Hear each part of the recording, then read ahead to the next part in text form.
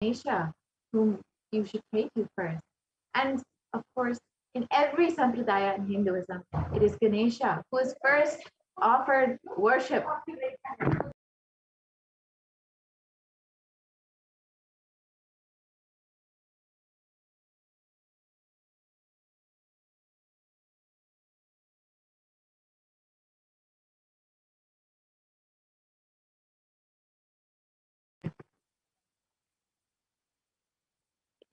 Sorry for the. So let us understand who is Ganesha.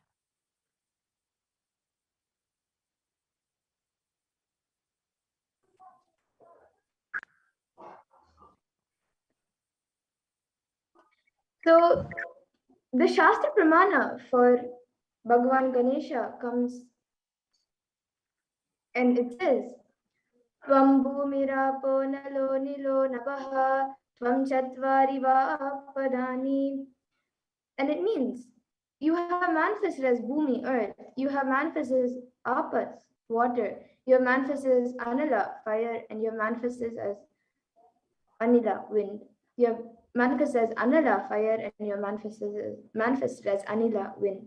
And you have manifested as Nabha, sky or space. Therefore, O Ganapati, may us realize your essence in the manifested world. You are the four types of speech, Parak, Ashyanti, Madhyama, and Vaikari. Therefore, O Ganapati, help us realize your essence as the source of speech.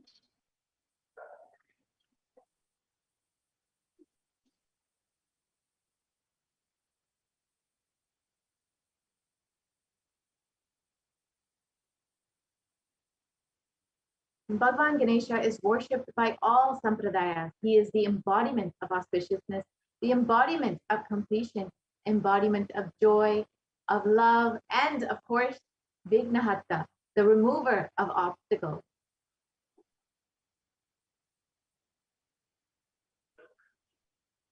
And Ganesha is the embodiment of completion.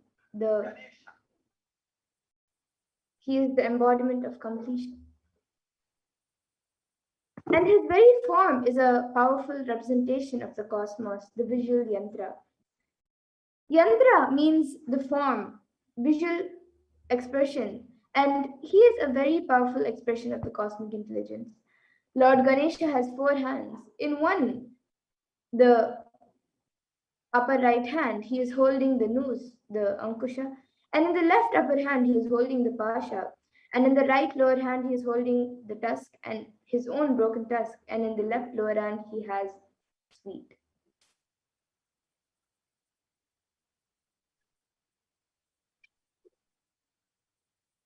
And manifesting Ganesha is one of the most sweetest and most easiest way to connect with the divine. This is the first adored deity of Lord Ganesha, worshipped by the supreme pontiff of Hinduism himself. Lord Ganesha is the Hindu god, worshipped as the Lord of completion and remover of all obstacles. At the tender age of 3, the supreme pontiff of Hinduism exemplified the subtle sacred teaching of practicing the presence of God, even in the mundane daily activities, thereby infusing the superconscious energy of these deities into each and every moment of life. It is through this deity that the Supreme Pontiff of Hinduism teaches how to manifest any desired reality through deep bhakti, devotion, and tyaga, blissful sacrifice. And this is, of course, the very deity that the Supreme Pontiff of Hinduism himself worshipped, which is still part of the Avatar's archives today. And it continues saying that Swamiji shares, at one particular time when offering Naivedya, the food offering to Ganesha, the Supreme Point of Hinduism decided not to eat, sleep, or even move until his beloved deity partook his food offering. And responding to his intense tapas, Ganesha, the Lord who holds the divine joy in his hands as Mushika, as Modaka, the Mudakarata Modaka, appeared in front of the Supreme Point of Hinduism and ate the food offered to him. And at that moment, Ganesha incarnated in the form of the Supreme Point of Hinduism as the fruition of his penance, and therefore, and thenceforth, that tapas itself started serving the whole world with the signs of enlightenment. Sada Vimukti Sadhaka. And for this very reason, any spiritual seeker can experience this same transcendental experience of Ganesha just by listening or reading about his divine manifestation in the life of the Supreme Point of Hinduism.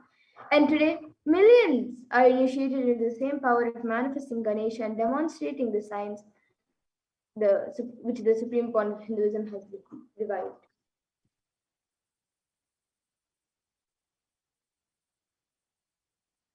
The Ankusha represents unclutching. The noose or the Ankusha is a very small instrument which can control an elephant, and the huge elephants can be controlled just with that small noose. The noose represents unclutching. Unclutching is such a powerful key. It looks very small, but the mind, which is a wild elephant, can be just controlled with a small noose, with a small unclutching.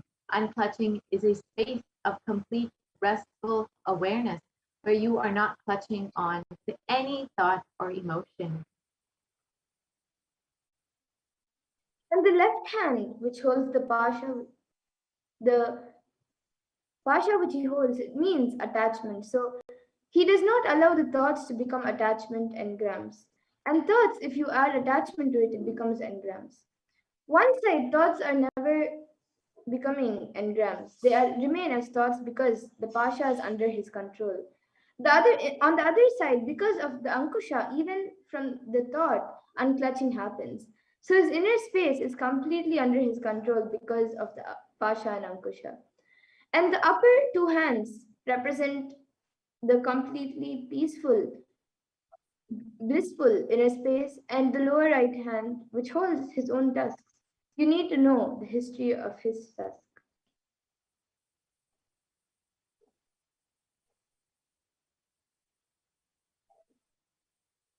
Ganesha is the cosmic consciousness. This is a special video to recommend you watch at a time of your convenience. You would find it extremely insightful to learn about Ganesha as explained by our beloved Swamiji and the mirror neurons of Ganesha. We thought you might find it insightful to know how the most joyful, blissful, happy-go-lucky Ganesha is also the most sacrificing. Did you know Ganesha sacrificed his own tusk for the sake of penning down the Mahabharata, which we get to read till date? Please watch this video and listen directly from the Supreme Pontiff of Hinduism himself, Swamiji.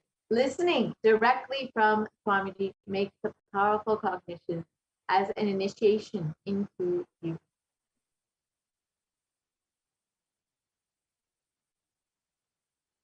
And with that, as all of us continue to get ready and celebrate the Ganesh Chaturthi celebration, we will now be moving to the next segment of this program where we will be seeing a live demonstration of the extraordinary Shaktis, the divine powers.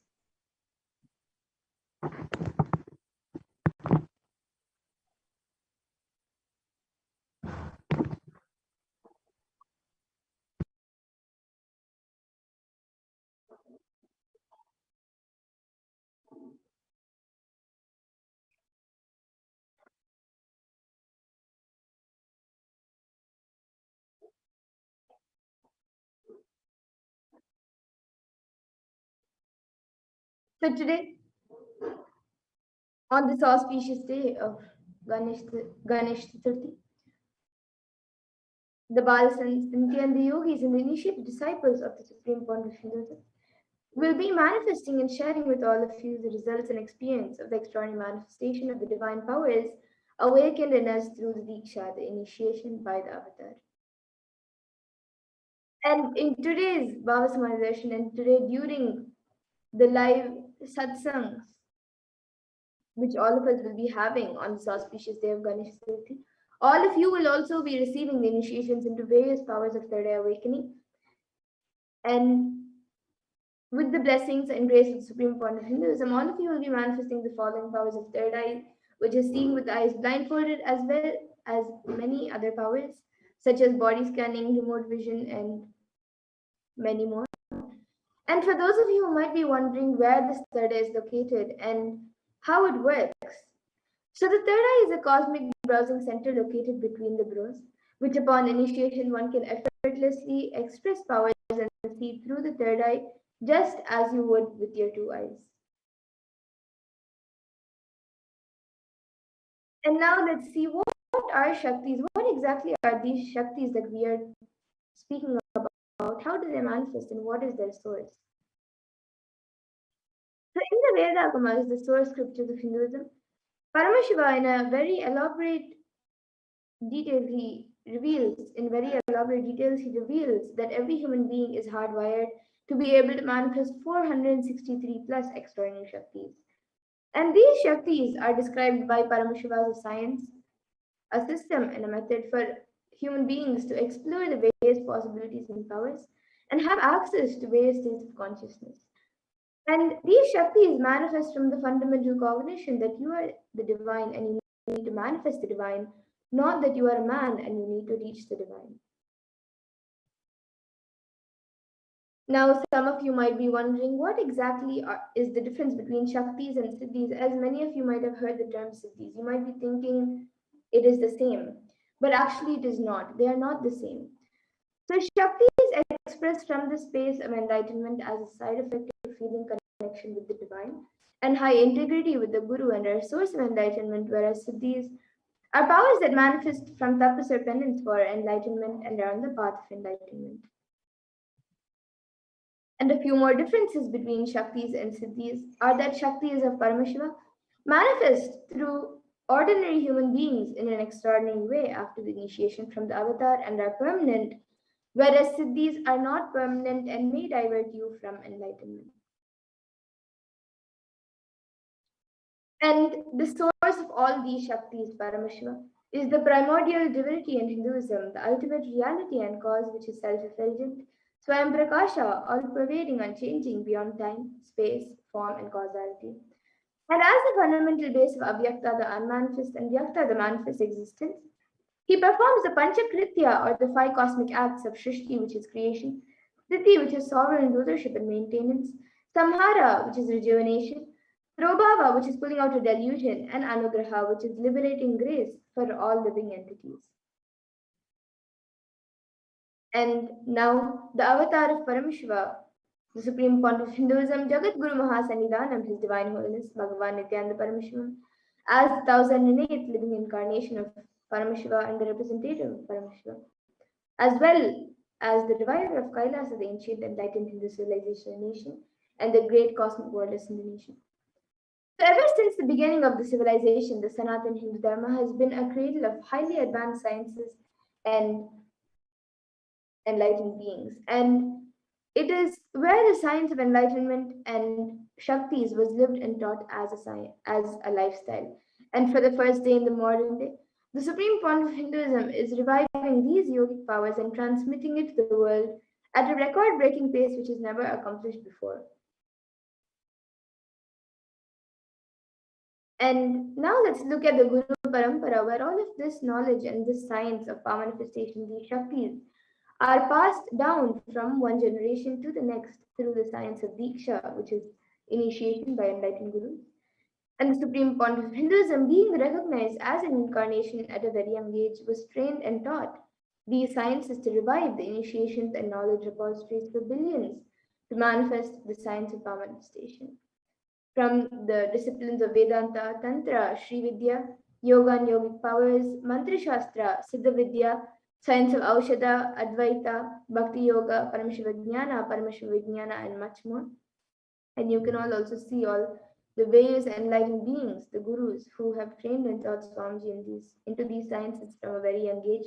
Mataji Vibhudananda Puri, Pundi Swamigal, Isiti Swamigal, Annamalai Swamigal, Kanchi Paramacharya, Visari Swamigal, Sri Tirchi Mahaswami, Yogi Raj Yogananda Puri, Tirunal Swami, and many more. And now let's see how we can awaken these divine Shaktis in us. How can you manifest these Shaktis yourself? So every ultimate truth, jnana, is mapped into your consciousness, prajna, and manifests as a possibility and power of every being, prajnana.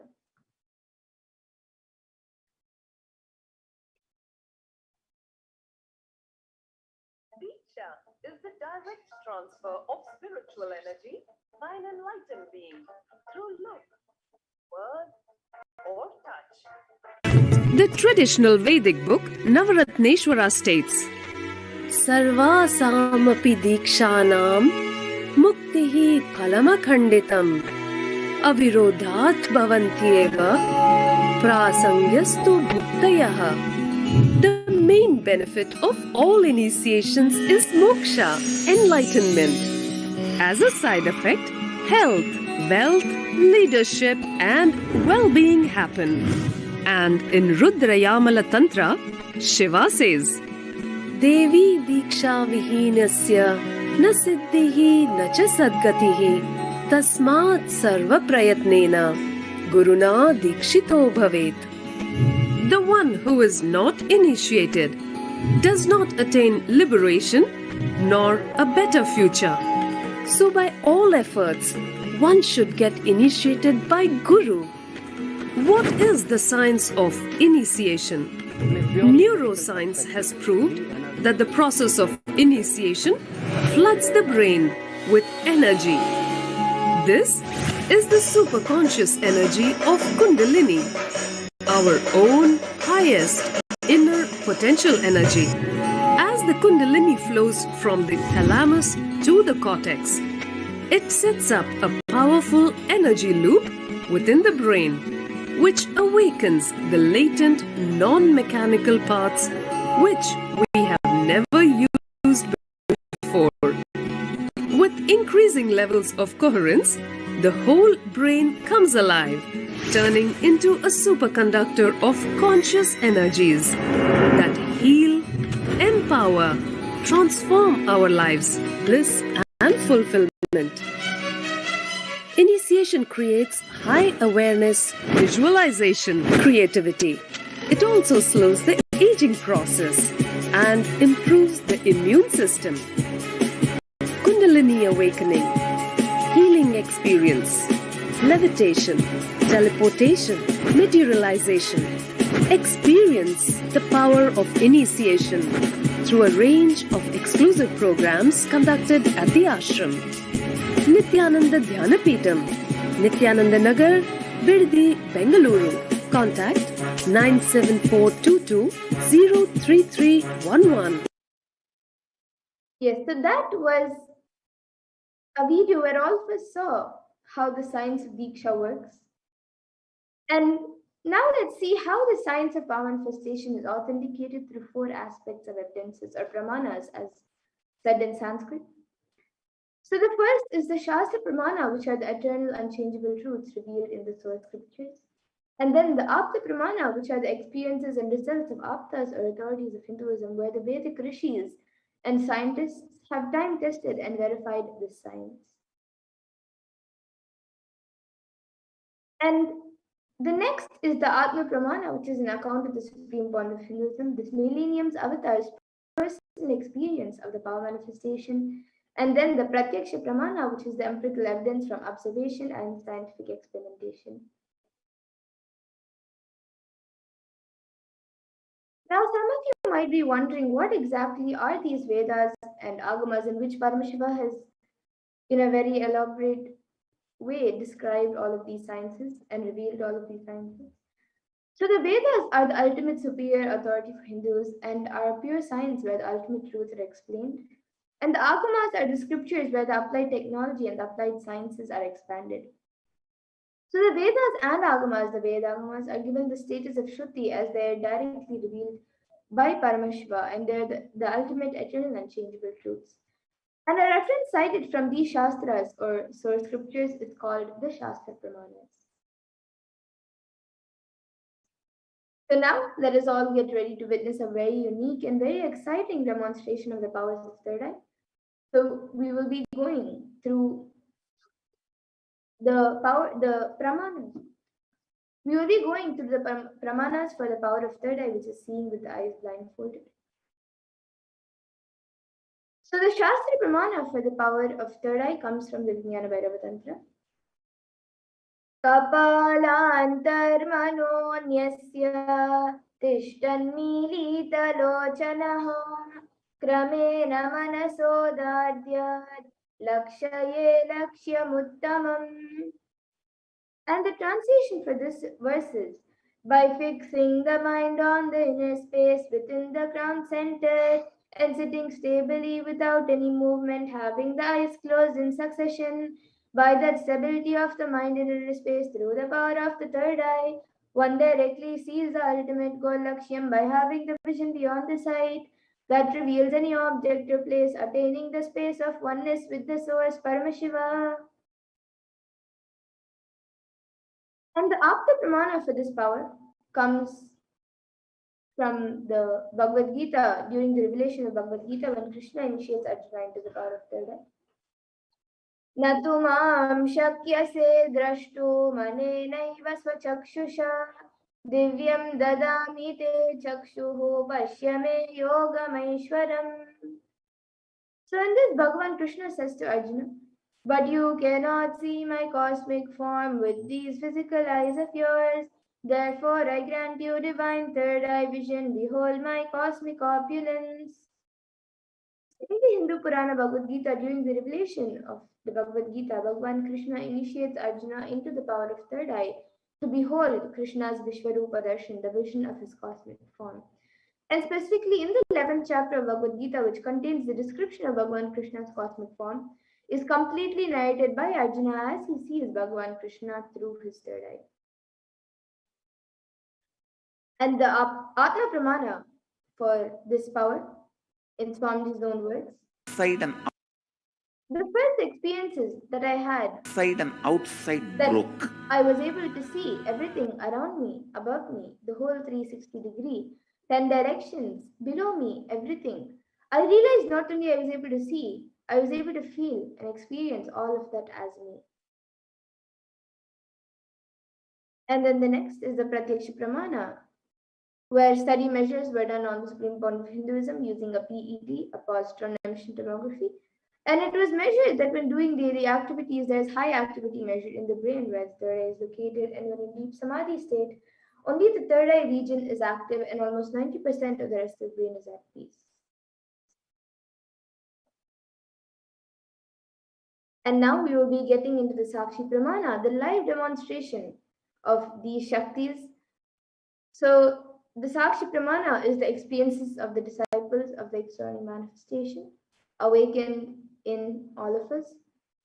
So we will now be getting into the live demonstration of the powers of third eye.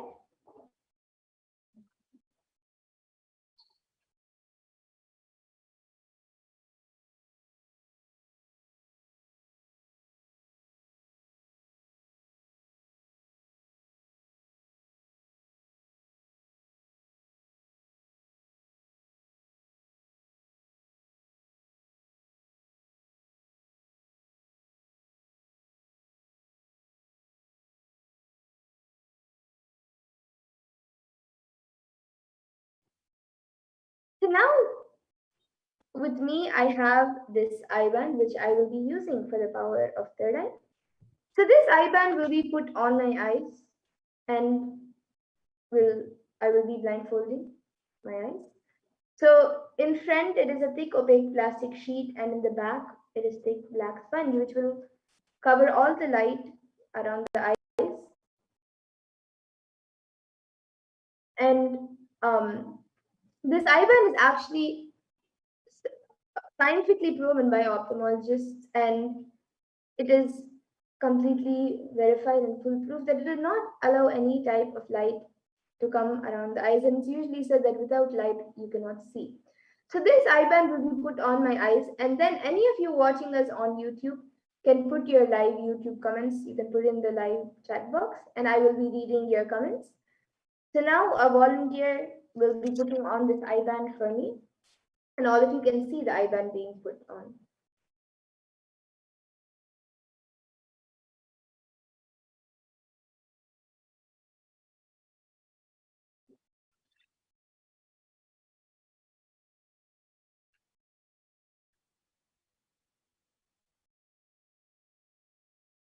Yes, so now the eyeband has been put, and I'll be turning to my right, left, up, and down. So all of you can see that there is no gaps anywhere around. And now the YouTube comments will be projected in front of me.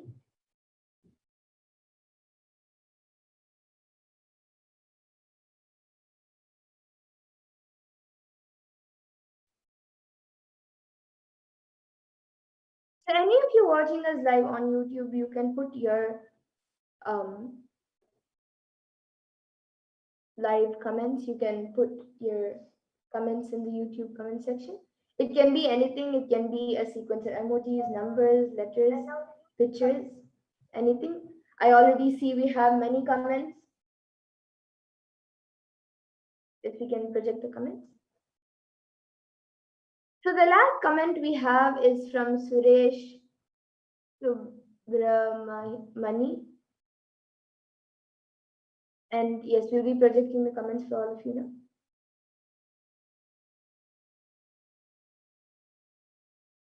And anyone else also who would like me to read your comments, you can put it in the YouTube comment section. It can be anything you would like me to read. Yes, we can maybe make it a little bigger for the viewers to see. So we have Suresh Subramani who has put, I need Swami Nithyananda Paramahamsa Guruji Arulvaku Devi. I need help, lots of people to relieve pain, but I need energy from Swami Nithyananda Paramahamsa Guruji. And then after that, now we have a comment from Siddhinji who has put Nithyanandam and a smiley emoji with us. Yeah, a smiley emoji. And actually, above Suresh Subramani Ayya's first comment, he has put another comment where he has put Swamiji, and then Dolly Reddy has put beloved Swamiji, and then above that, Mahasatya Nitya Bhakta has put a hibiscus, and then a flower, a hibiscus, and then a flower, a hibiscus, and then a Trishul emoji, and then a Om, and then an elephant, and then another prayer emoji, and the Namaskar emoji, a Trishul emoji, then a hibiscus, a flower, a hibiscus, a flower, and a hibiscus. And then above that, again, Mahasatya Nitya Bhaktaya has put the same sequence of emojis.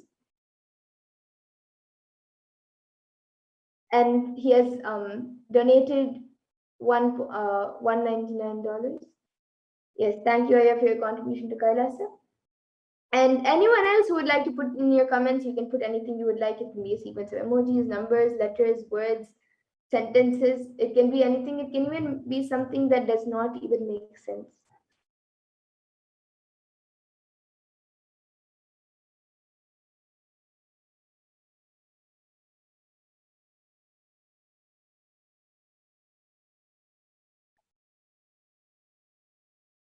Yes, now we have Mahasatya Nitya Bhakta who has put Meru Tantra, Shaiva Grantha, Mem Hindu Shabda Hinam Cha Dusyatyeva Hindurityuchyate Priye. So I think it's a verse from the Meru Tantra Shaiva Grantha. And actually the Shaiva Grantha, the word Shaiva Grantha is in brackets. So it's from the Meru Tantra in the Shaiva Grantha, which is the Shaiva Grantha. And the entire verse is in capital letters, and it has all the dots and lines to make it into Sanskrit pronunciations.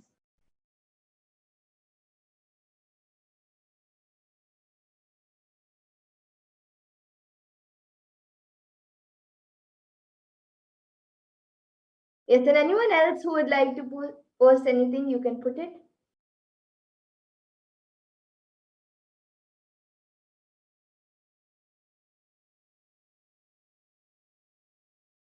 And as Mahasatya Nitya Bhaktaya has also put, you can also put in a different language as well. He has put Sanskrit, he has put a Sanskrit verse.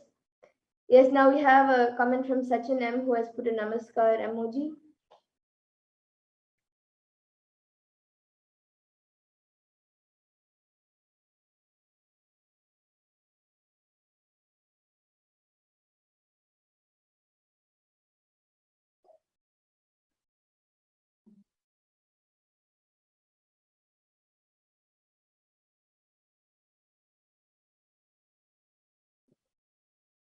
Okay, so now with that, we'll be moving on to the next power, the power of body scanning.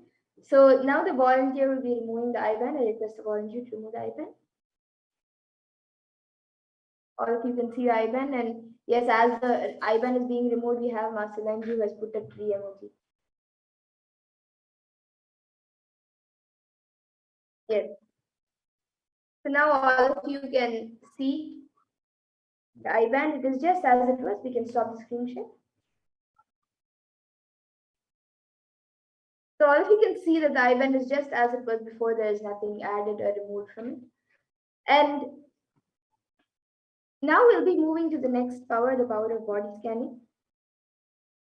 So if any of you would like a body scan, you can put it in the comment section and we will be doing a body scan for you. So this power of body scanning awakens the ability to scan any type of illnesses, diseases, medically diagnosed issues, as well as a solution for the problem. So we'll be getting into the power of body scanning, and anyone who would like a body scan can put your comments in the comment section. We will now be going through the pramanas for this power of body scanning. So the Shastra Pramana for the power of body scanning comes from the Vijnana Bhairava Tantra.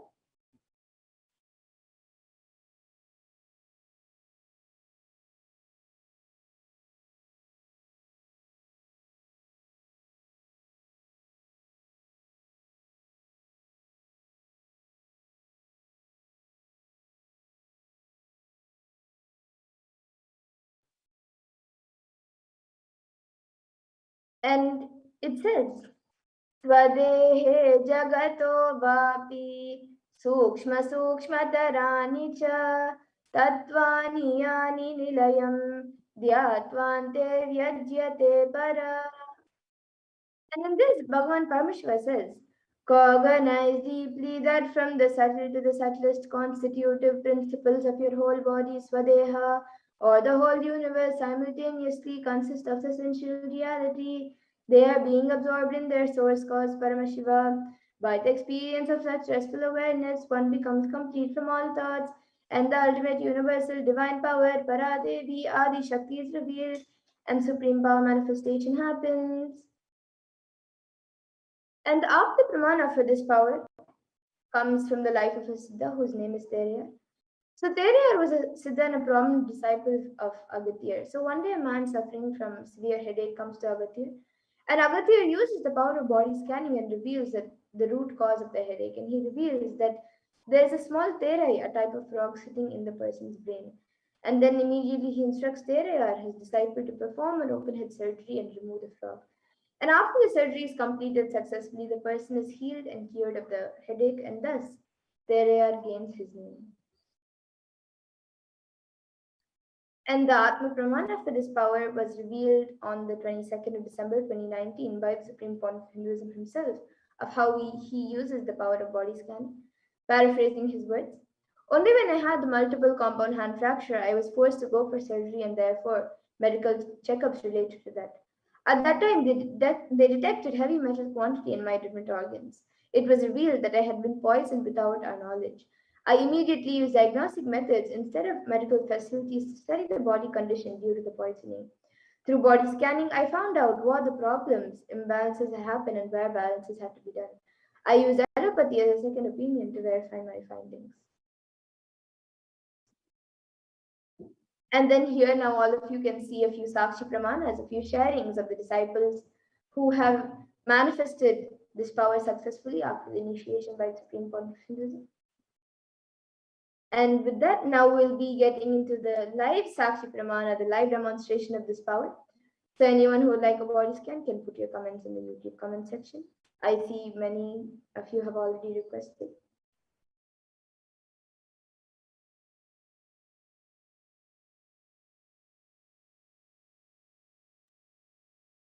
Yes, so marked already. Now I'll be doing a scan for Dhanasarjan and Aya. Please do healing, very bad cough, got permission. Yes. Now I'll be doing a scan for Dhanasarjan and Aya. So now I'll be just starting with the Mahavakya and doing a body scan.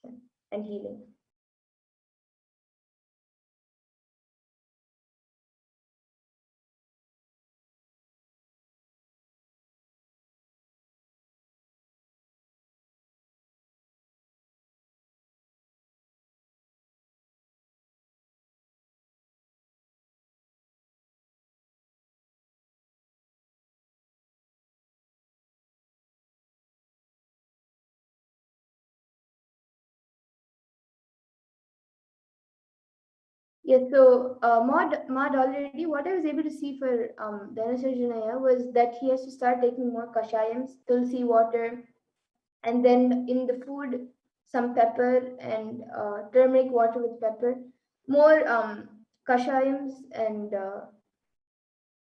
like the Ayurvedic kashayams which are given, he should start taking those, and that will help in getting healed.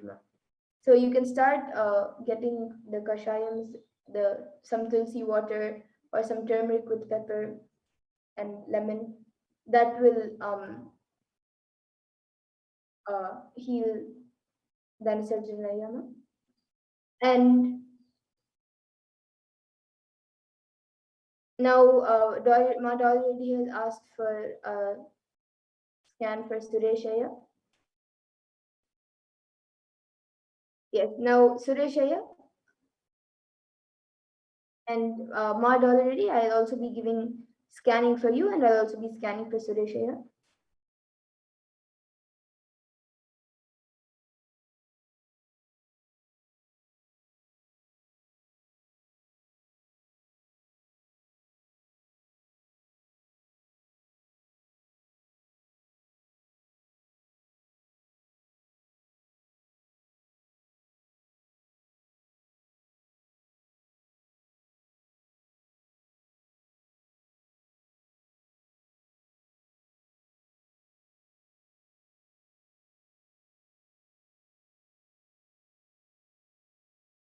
Yes, so Mad already, for you, I was able to see that drink more hot water. And if you would like, it would be better also if you can get a checkup with the doctor and attend to it. But drink more hot water, you will see it reduces. But also take some medical recommendations, and then you will be healed now. But drink lots of hot water. And for Sureshaya, I was able to see that I have given healing for Sureshaya also. And the solution which I was able to see that for him, he should eat more the food which he is eating. He should have hot food, and also the you can also give him the kashayams, the some turmeric with pepper and some tulsi water and any other kashayam which heals cough. You can look it up, or you can even ask any Ayurvedic doctor for a kashayam for cough and start taking those kashayams. That will help in healing.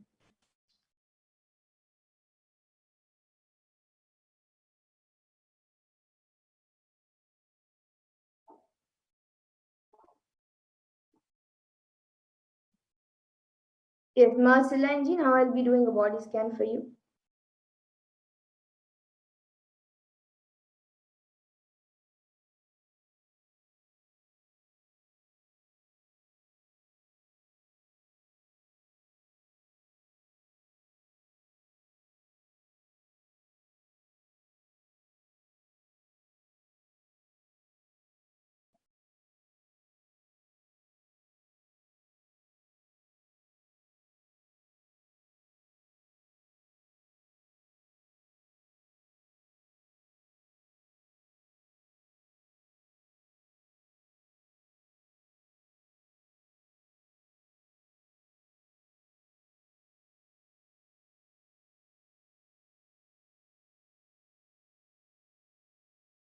Yes, Ma. So Ma Silinja, I was able to see for you that uh, right now you are quite healthy, but I was able to see that every day just continue watching Satsangs and um, coming live during the Darshans.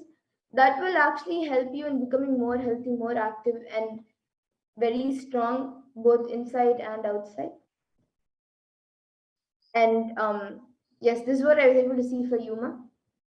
And I was also able to see that, especially for during this Ganesh Chaturthi, you can just stay available during, especially during the times when Swamiji comes live and during all the rituals that take place. Watch it and connect with Mahaganapati, and you will be showered with great health, wealth, and abundance in your life. So this is what I was able to see for you, Ma. And I see many others for body scanning. Mad already has asked for Ma Kiyashini, and Suresh Subramania Aya has also asked, and Suresh Subramania Aya has asked my vision of eyes getting very blurry, and I see many other requests for body scanning. GC apparently, who is Carlos Santos, and Jai Kumar Sundamurti Aya, and yes, I see many of you asking for a body scanning. Today, in the interest of time, we will now be actually moving to the further segments of this program. But every day, 2 a.m. IST and 4 p.m. IST, we will be having the power manifestation segments and doing the body scanning. So all of you can join us again and request for body scanning, and we will be more than happy to do it for you.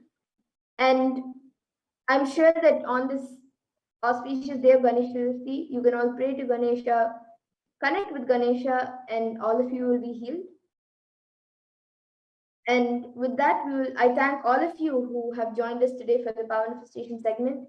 And please stay tuned for the further segments of this program, where we will continue to learn more about Bhagwan Mahaganapati, about Lord Ganesha, and continue the celebrations of Ganesh Chaturthi. We will be having a special satsang and much more. We will be having many rituals and a lot more. So please stay tuned for the further segments of this program, and we will be back after a really short break.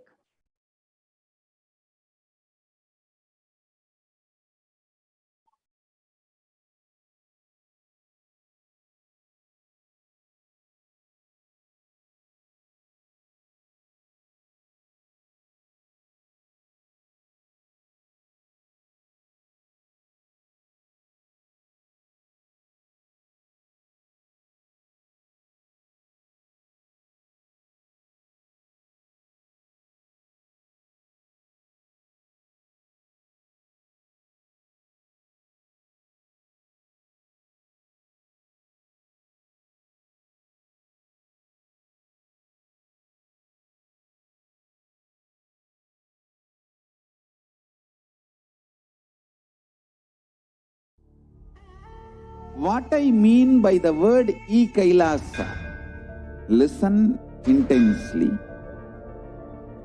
Enlightenment ecosystem, literally enlightenment itself, in your own home, wherever you are. If you cannot come to Kailasa, it's okay. Kailasa can come to you. Kailasa coming to you is Kailasa.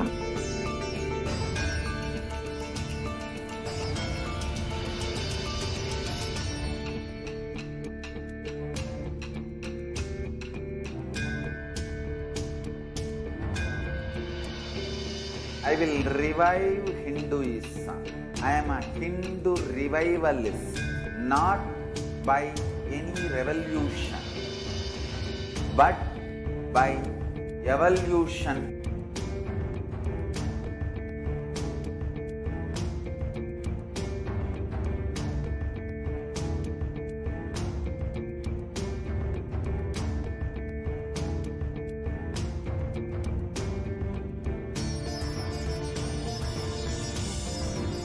And setting model community.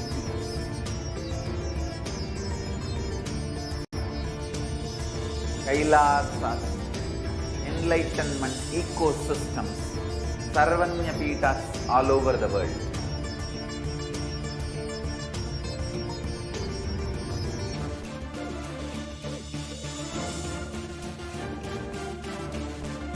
All powerful cognition, knowledge, only when you live power manifestation and possibilities manifestation happens. It's a fundamental truth.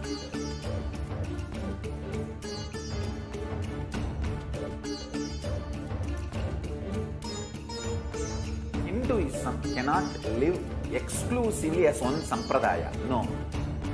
All sampradayas of Hinduism is an ecosystem.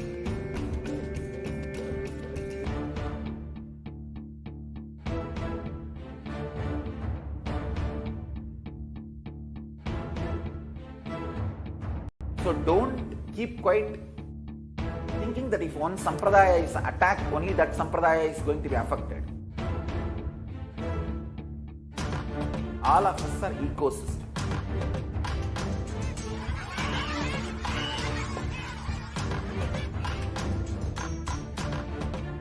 I invite all of you to get involved and enjoy Hinduism by the principle of Dharmo Rakshati Rakshitaha. When you protect Dharma, Dharma protects you. We will make the whole planet flourish spiritually. The spiritual prosperity will happen to the whole planet. We all have to coexist together.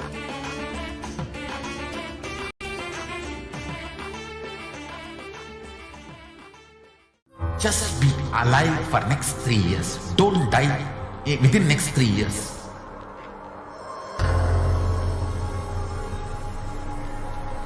Just don't die within next 3 years. Be alive. Somehow be alive. I'm working sincerely. I will reach you somehow. Somehow I will reach you. It's my commitment to humanity.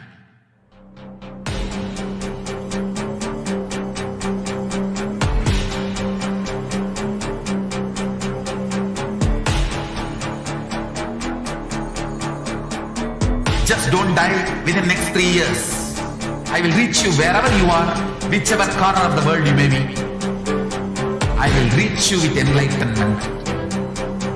You manifesting the space, state, powers, being, Paramashit. It is possible, and it is possible for you.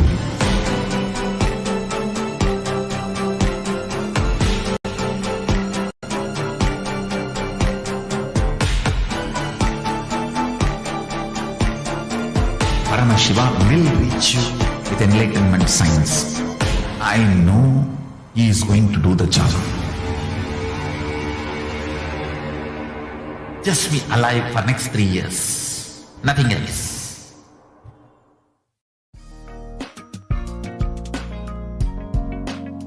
We get you health. We get you ability to build beautiful relationships in your life. We get you direct spiritual support, and we make sure you become wealthy.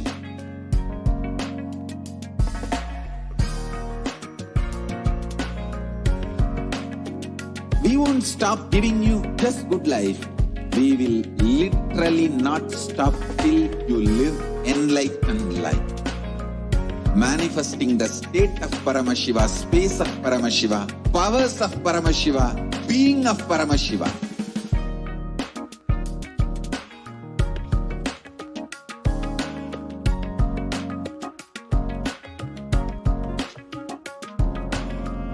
Whole world should become Kailasians. I want the whole world to know Hindus have something great to contribute to the world.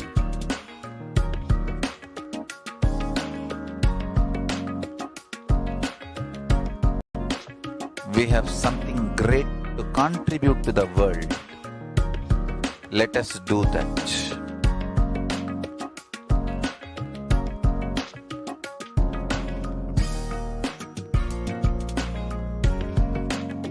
Kailasa is proper customized spiritual service helping you to identify your root patterns of suffering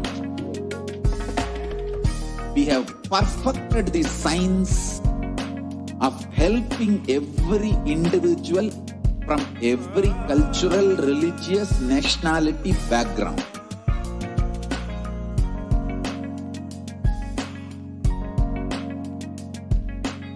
You will have lowest reactionary assumptions, highest awakened response, alive response for life continuously.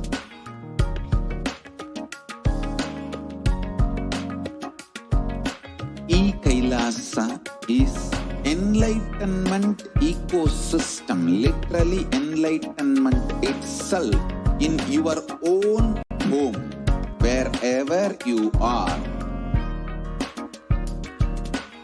Proper customized spiritual service helping you to complete with your life negativity, withdrawal from life, self-hatred, self-denial, self-doubt, so much of tiredness, laziness.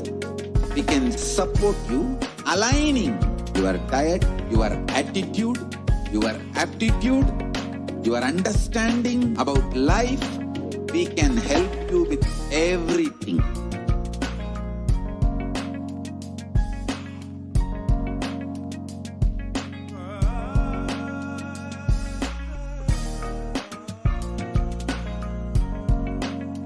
If you are interested in enlightenment, we will immediately bring this to you. If you are not interested, we will explain the whole science, inspire you and make you interested in enlightenment time. We need to cater this enlightenment science to the whole world wherever they are, because enlightenment is the birthright of all human beings. Kailasa is responsible to provide that to all human beings.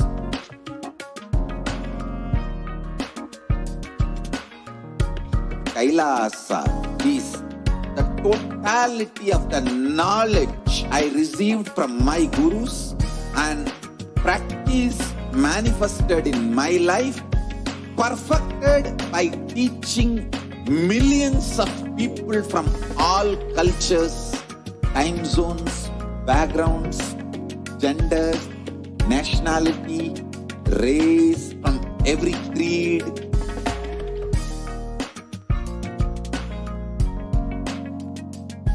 So this absolutely perfected knowledge available to you, served to you in your home without even you moving out of your couch, free of cost.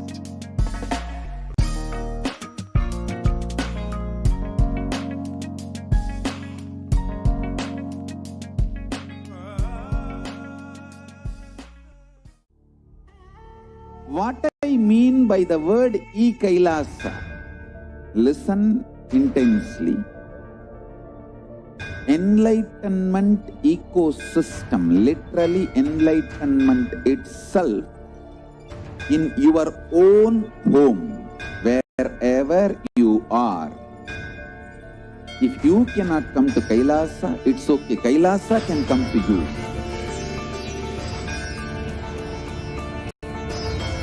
Kailasa coming to you is Kailasa.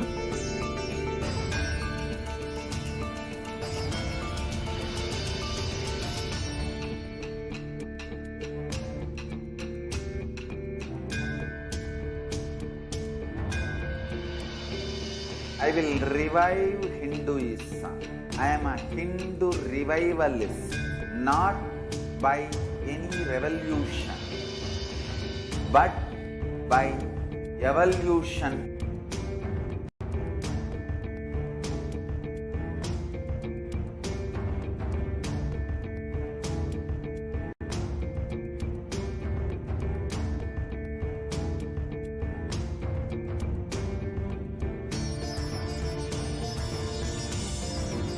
And setting model community.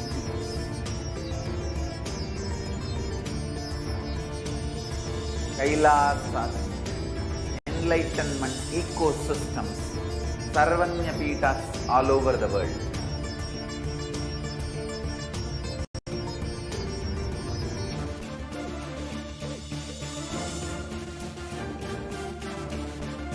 All powerful cognition, knowledge, only when you live, power manifestation and possibilities manifestation happens. It's a fundamental truth.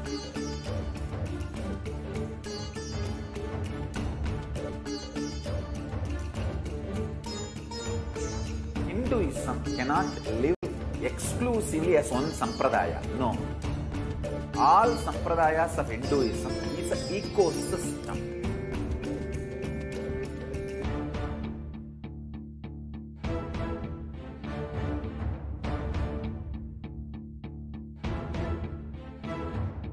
So don't keep quiet thinking that if one sampradaya is attacked, only that sampradaya is going to be affected. All of us are ecosystem.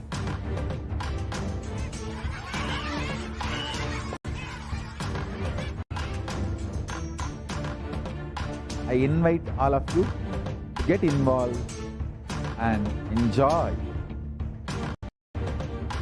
Hinduism by the principle of Dharmo Rakshati Rakshitaha.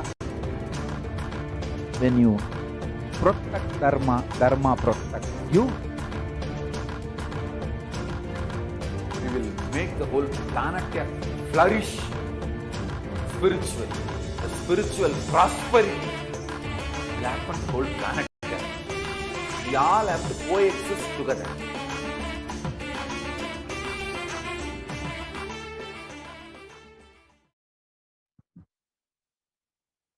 Nithyananda, welcome back, dear viewers. Now let us enter into this next segment as we prepare to receive Mahaganapati. Let us understand who is Mahaganapati.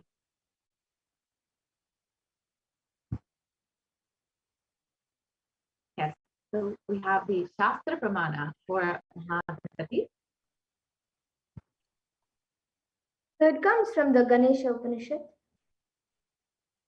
verse 6.6, and it says, Tvam bhumirapo nalo nilo nabaha tvam chatvari akpadani. And the translation is, you have manifested as Bhumi, earth. You have manifested as Apas, water. You have manifested as Anala, fire. You have manifested as Anila, wind. You have manifested as Nabha, sky or space. Therefore, O Ganapati, help us realize your essence in the manifested world. Therefore, O Ganapati, help us realize your essence as the source of speech. And Mahaganapati is worshipped by all sampradayas. He is the embodiment of auspiciousness, the embodiment of completion, the embodiment of joy, the embodiment of love, and the remover of obstacles, Vignahatya.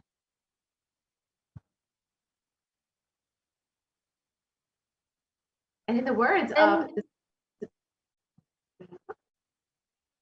and the supreme point of Hinduism very beautifully says, I can say largest worship deity in India is Ganesha.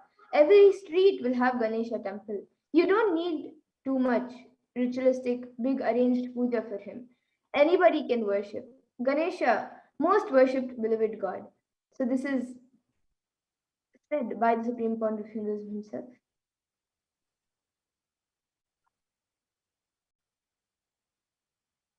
Let us understand Ganesha in the words of the Supreme Pontiff of Hinduism himself.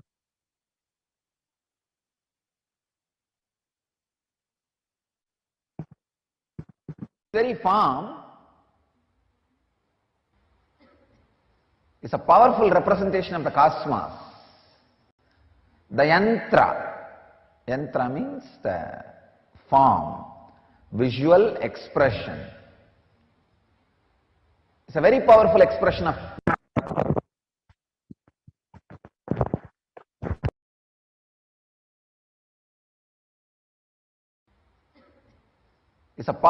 representation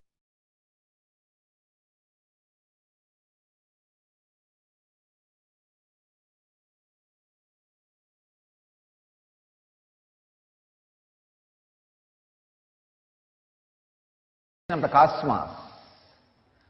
The yantra means the form, visual expression.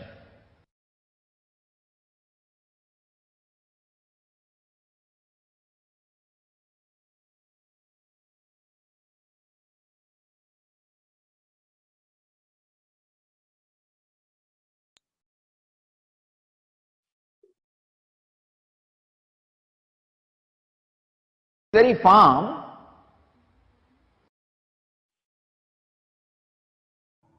Ma, it's got muted, Ma. Yes, we can continue the video.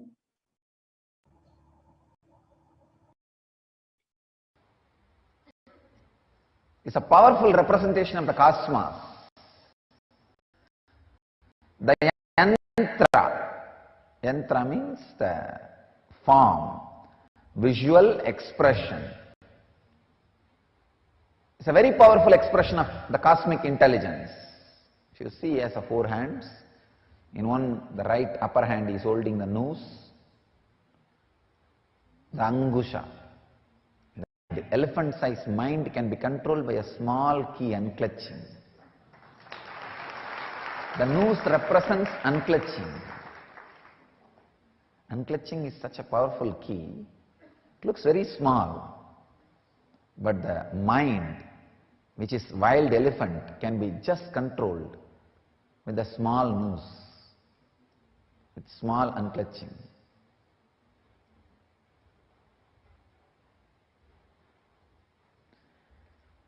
Left hand, the pasha which he holds, pasha means attachment. He does not allow the thoughts to become attachment. He engram. See, thoughts, if you add attachment to it, it becomes engram.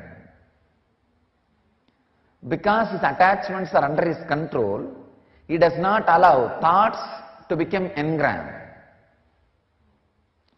One side, thoughts are never becoming engram, they remain as thoughts because pasha is under his control. The other side, because of angusha, even from the thought unclutching happens.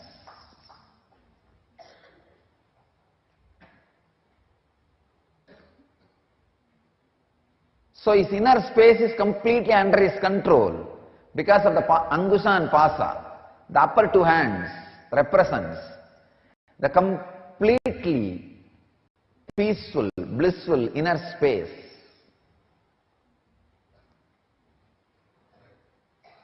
And the lower right hand, which holds its own tusk, you need to know the history of the tusk. Once Vyasa requested Ganesha to write Mahabharata, largest poem ever written in the planet Earth, even now, still now, is Mahabharata. Longest and largest poem. Vyasa wants somebody to pen down, because when the flow happens, it's such an extemporaneous, spontaneous flow, he can't pen down. He has to just open it and somebody else has to pen down. He is not able to find anybody for his speed.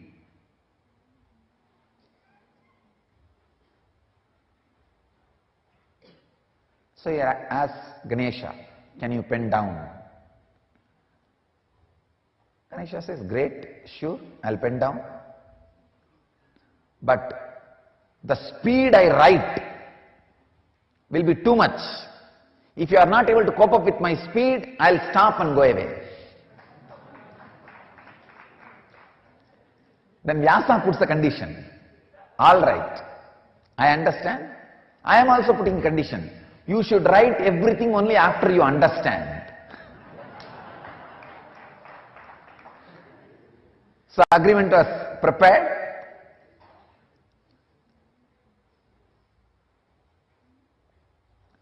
So Vyasa's condition is, Ganesha will write only after completely understands, so that Vyasa will have a few seconds at least. So the agreement was ready. Vyasa is supposed to match with the speed of Ganesha, and Ganesha is supposed to understand and pen down everything Vyasa expresses. Suddenly, the Ganesha's pen broke.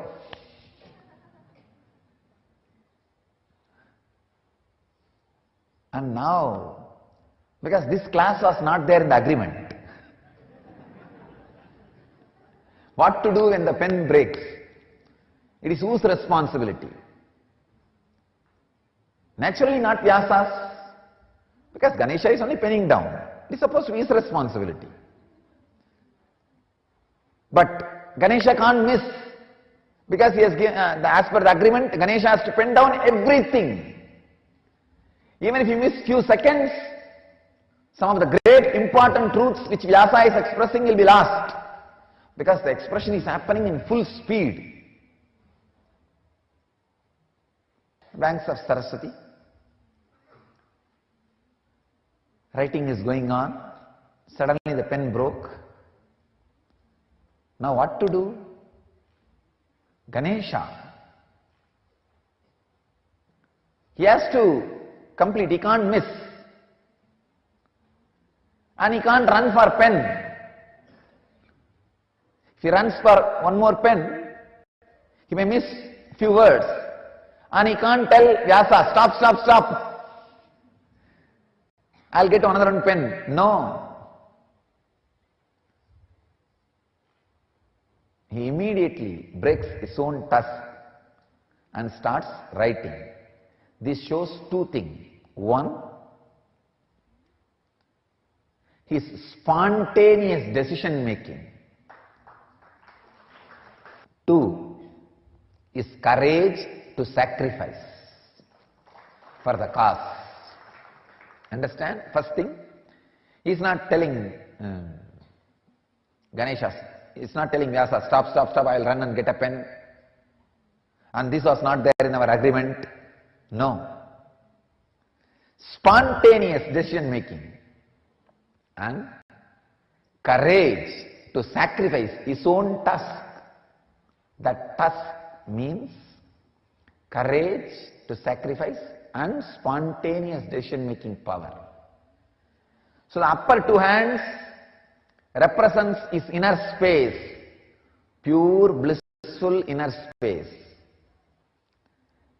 The lower right hand represents his ability to take spontaneous decisions and courage and sacrifice for the cause he has taken up. When these three are there, life is a sweet. That is what he means by having the sweet in the lower left hand.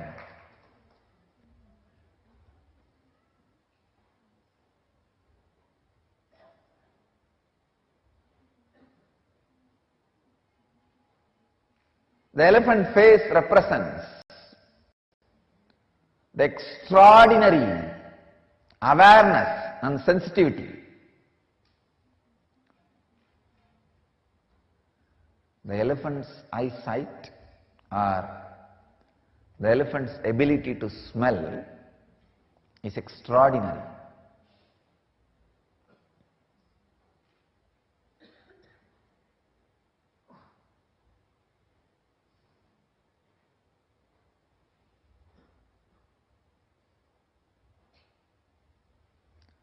And his big pot belly represents the whole cosmos.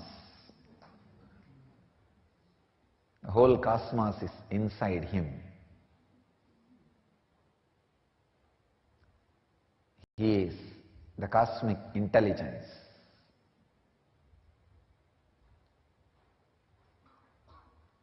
And his mouth represents the playfulness.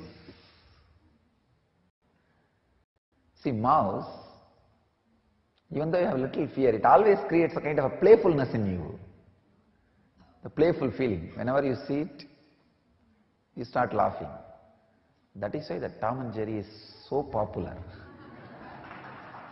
The mouse can create a playful feeling inside your mind all over the world. All over the world in human consciousness, the mouse is always associated with playfulness. He is doing this whole thing so playfully.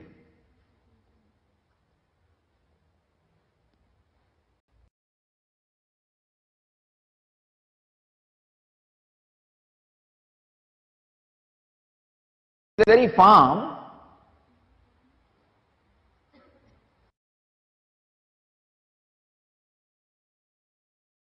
Yes, so that was a beautiful video on how Swamiji explained what each thing that Ganesha holds represents, the philosophical representation. So all of you can now see here, you can tune into Ganesha and imbibe these qualities. So the Ankusha represents the unclutching, the mind, which is wild elephant, which the wild elephant can be just controlled with the small Ankusha, with small unclutching. Then the Pasha represents attachment, where he does not allow the thoughts to become attachment engrams. And then the task represents his ability to take spontaneous decisions and courage to sacrifice. And then the Modaka represents life will be sweet like Ganesha's Modaka.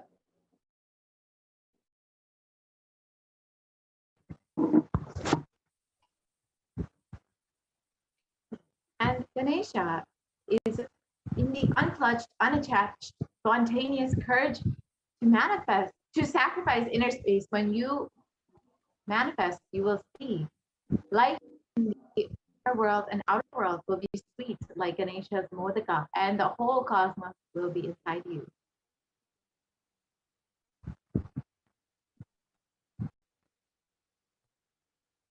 Let us watch this video on Mahaganapati, the embodiment of Paramashiva.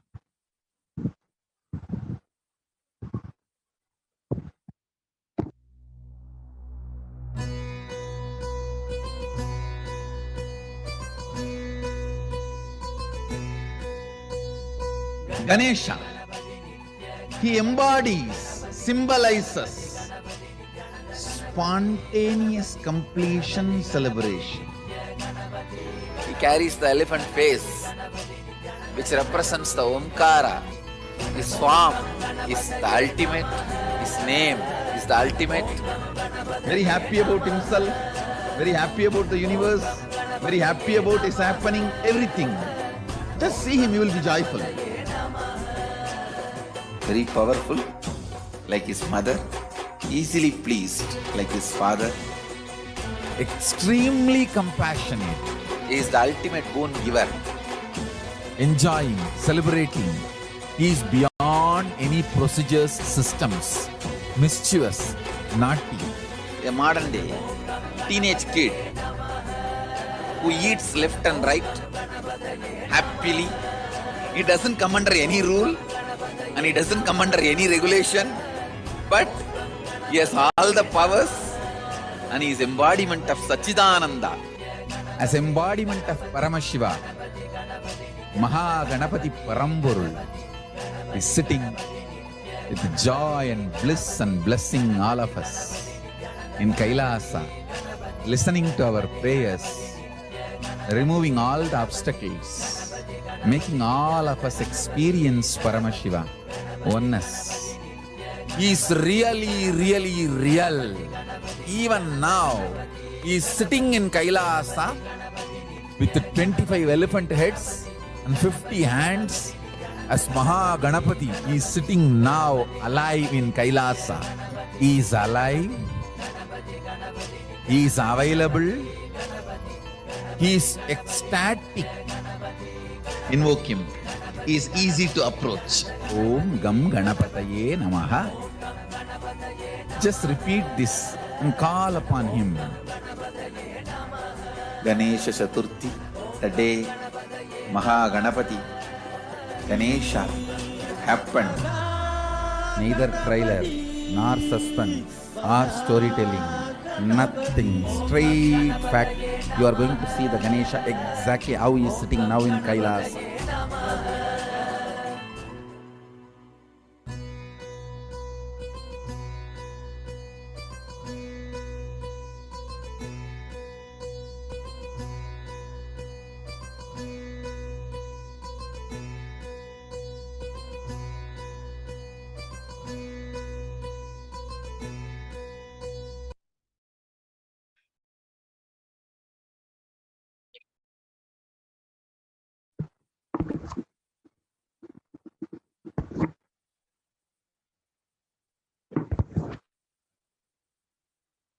And let us now see how Ganesha has played such a significant role in the life of the Supreme Pontiff of Hinduism himself.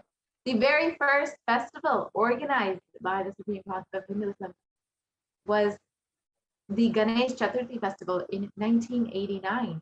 And it is the earliest recorded public address and grand festival of the Supreme Pontiff of Hinduism, which was organized by the SPH himself and the first volunteers and organizers of Kailasa. And you can see here the group of volunteers who were blessed to work with the Supreme Pontiff of Hinduism, to be guided by the Supreme Pontiff of Hinduism to perform the Ganesh Chaturthi festival and prepare the puja and offering for Ganesha.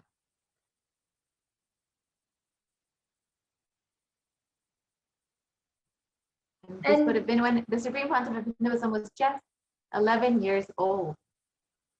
You can see the Supreme Pontiff of Hinduism in red in the back. And this is a fond memory for many who were able to participate in.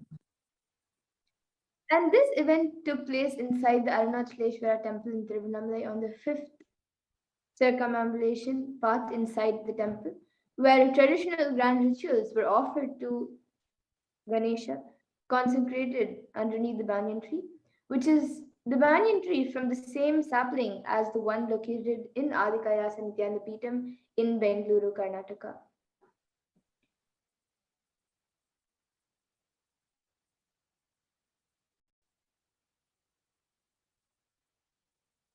To celebrate this momentous occasion, the Alankar was done by the SPH himself to Ganesha, and the photograph is of the youth organizers of the occasion, together with the Supreme Pontiff of Hinduism himself, standing next to the adorned deity of Ganesha. And of course, the Supreme Pontiff of Hinduism not only organized the whole thing and performed the Alankar, but also guided all of the other youth to participate in the festivities.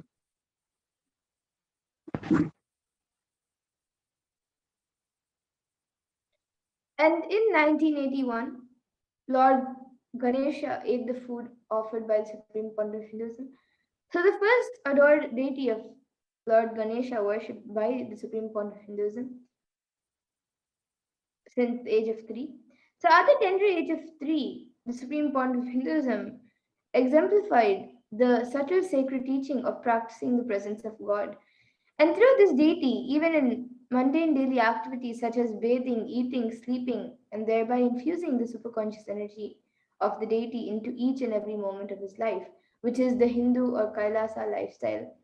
So you can see the 3.5 inches deity of Ganesha, which through this deity, Pontiff of Hinduism teaches how to manifest any desired reality through deep bhakti, devotion, and tyaga, the blissful sacrifice.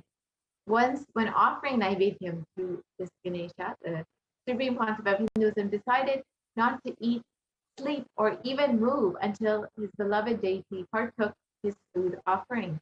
And responding to his intense tapas, Ganesha himself, the Lord who holds divine joy in his hand as the Modaka, and appeared in front of the Supreme Pontiff of Hinduism and ate the food offered to him.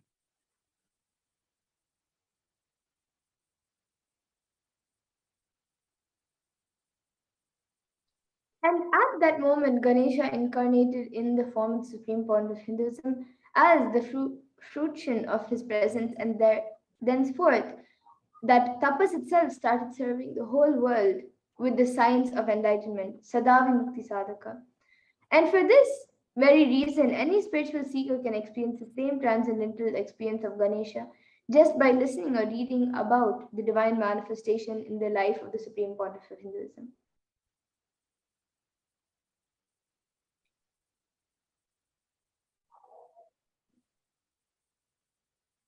And today we are initiated into that same power of manifesting Ganesha and have demonstrated the science of manifestation of God.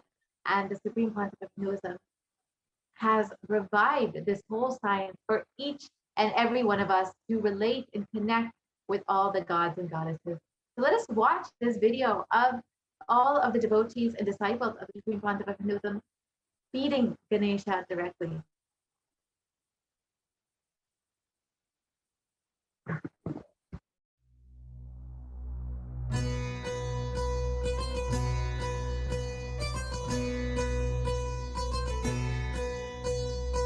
Ganesha, he embodies, symbolizes spontaneous completion celebration.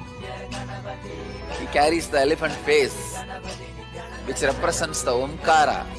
His form is the ultimate, his name is the ultimate. Very happy about himself, very happy about the universe, very happy about his happening, everything. Just see him, you will be joyful. Very powerful, like his mother, easily pleased, like his father. Extremely compassionate, He is the ultimate boon giver. enjoying, celebrating. He is beyond any procedures, systems, mischievous, naughty. A modern day teenage kid who eats left and right happily. He doesn't come under any rule and he doesn't come under any regulation, but he has all the powers and he is embodiment of Sachidananda. As embodiment of Paramashiva, Mahaganapati Paramburul is sitting with joy and bliss and blessing all of us in Kailasa, listening to our prayers, removing all the obstacles, making all of us experience Paramashiva, oneness. He is really, really real. Even now, he is sitting in Kailasa with 25 elephant heads and 50 hands.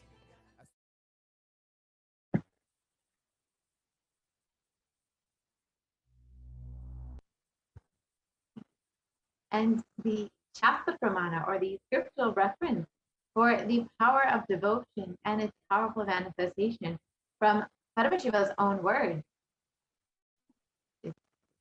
Yes, Mom. The Shastra says, Bhaktyudreka dviraktasya yadrisi jayate matihi sa shakti shankari nityam bhavayetam tata shiva.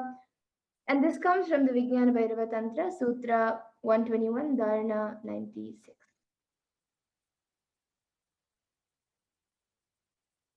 And the translation for this verse is, by the intensity of the devotion or pure love for the divine, when the detachment arises in your mind beyond the intellect, that is the Shakti of Shankari, the power of divine consciousness.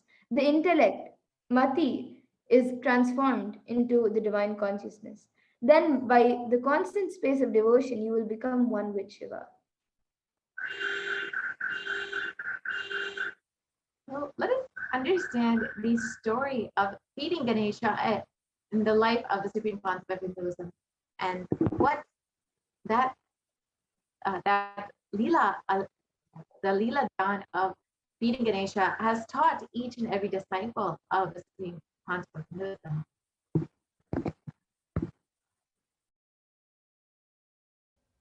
I can tell this story which happened in my life. It's a little mystical, but it is truth. So I'll share with you all. The young age, I used to go to the many Satsangs. So every day some Satsangs, something will be going on. Those days I used to have small Ganesha with me, and I'll do puja every day to that Ganesha. I'll pour water, put little food in front of Ganesha and wave the lights, wave the camphor. It was really like I was living with him. It was not just doing some little puja or anything. Living with him. Strong feeling connection. See, if you are just doing puja for some other reason, you will never enter into that place again second time. I have seen many people doing puja. Morning they will go into that puja room, dum dum dum dum dum dum dum dum dum. They will roll with that deity and pour water or whatever needs to be done. Once they come out, they will never even turn that side again. Because it is such a heavy routine on them, dead routine on them, they never do the mistake of entering into that same room again second time. But with me it was like a living with him. Whole day I'll be sitting, fanning him or doing whatever I can. Anything given to me, I'll bring it and put it in front of him. I was living with him, small boy. I went to one satsang. That teacher, Acharya, who was talking, he was narrating an incident from a saint's life. His name is Nambiyandar Nambi. He was born and brought up in South India. Great saint. His life story that master was describing. It's a very beautiful story. That his father used to worship one Ganesha in one Ganesha temple every day. One day the father fell sick. Then he asked the son, please you go on, do the worship. And son goes with the food and all the worship articles.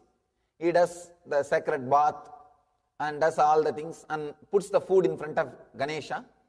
And the son thinks really Ganesha will eat every day. He is doing first time. So he thinks Ganesha is supposed to eat. And he is sitting, waiting for Ganesha to eat. Half an hour, 1 hour, 2 hours, food is there. And this guy started worrying. What happened? Did I do anything wrong? You are not eating. And he started talking. Of course, no response. Then he started telling, if you don't eat, if I go back, my father may fire me. He may shout at me. Please do something. If I have done some mistakes, forgive me. Please eat. Of course, Ganesha is very silent. If they start eating, who will put the food in front of them? Anyhow, he was silent. Then he became very serious. The Nambiyandar Nambi, the saint, he became very serious. He said, no, you have to eat.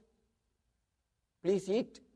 Otherwise, see the Shraddha, beautifully the Upanishad says, Kathopanishad says, Shraddha Vivecha. When he is describing about Nachiketa, a Upanishadic hero, they use the word Shraddha Vivecha. He was possessed by Shraddha. Sometimes, rarely this happens to even you.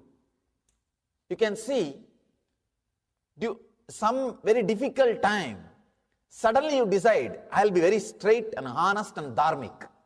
I'll not bend. You know, if you little adjust, tell one lie or alter the word, you can escape from the situation. It can be eased, but suddenly sometime you feel, no, I'm going to be very straight. Come whatever may. Those few moments, you are possessed by Shraddha, the truth. Shraddha Vivecha, a very powerful word. Possessed by Shraddha, truth, trust. That Shraddha Vivecha happened to this Nambiyandar Nambi. Suddenly he felt Ganesha has to eat. He has to eat. He starts weeping. He says, till you eat, I am not going to leave this place. 5-6 hours over, but food is there, Ganesha is sitting. Then he goes to the extreme, suicidal threat. He says, I'll hit my head in these steps and die if you don't eat. And starts hitting his head. Of course, don't try. Don't try. The TV, in the motor ads, the car ads, they say, closed lanes and professional drivers, don't try. Same way, saints tried, you don't try. When that Shraddha Vivecha happens, you are in a different plane. Even the doubt does not exist. He just knows that Ganesha is going to eat. He started hitting his head, and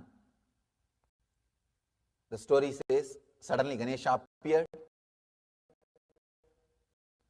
and ate the food and blessed him. And that saint, that small boy, he goes back to his father. Father asks, what happened? Where is the food? He said, Ganesha ate. Father could not believe. Ganesha ate, or did you eat? He said, no, Ganesha ate. If you want, come. I'll show you. Then he takes the father. There, the father sees the mouth of Ganesha, the food, the remains. The story says, father fell at the feet of the son, said, all these years, I was only doing it as a ritual. You made it as reality. You made it as truth. When I heard this story, suddenly I decided, I'll also feed Ganesha. That Shraddha Vivecha happened. Means possessed by that Shraddha. Strong. See, when you are possessed by Shraddha, you will not have Kudarka at all. Understand? You will not have Kudarka. You may ask me, why? When you heard the story of Nambiyandar Nambi, you tried, but you are telling us not to try. See, in my case, there was no Kudarka at all. If there is no Kudarka, you are also a professional. You can try. But you see inside, one corner of you, there is a Kudarka. That's why I am saying, till that Kudarka disappears, don't try. Especially these risky techniques. I decided, I'll also make Ganesha eat. Let me tell you what all the mistakes I did and how I had this Kudarka. See, when I heard the story, I decided, I will also make my Ganesha eat. This is Darka, simple logic. When he made Ganesha to eat, why not me? Simple Darka. The next step was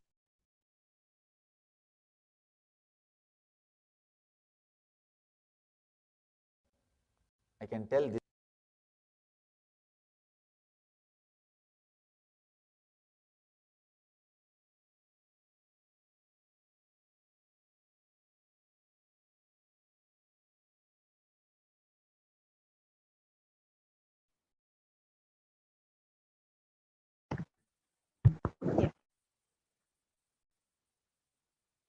Now that we've understood about the Leela Dhyan of feeding Ganesha from the life of the Supreme Master himself, let us understand more about Ganesha.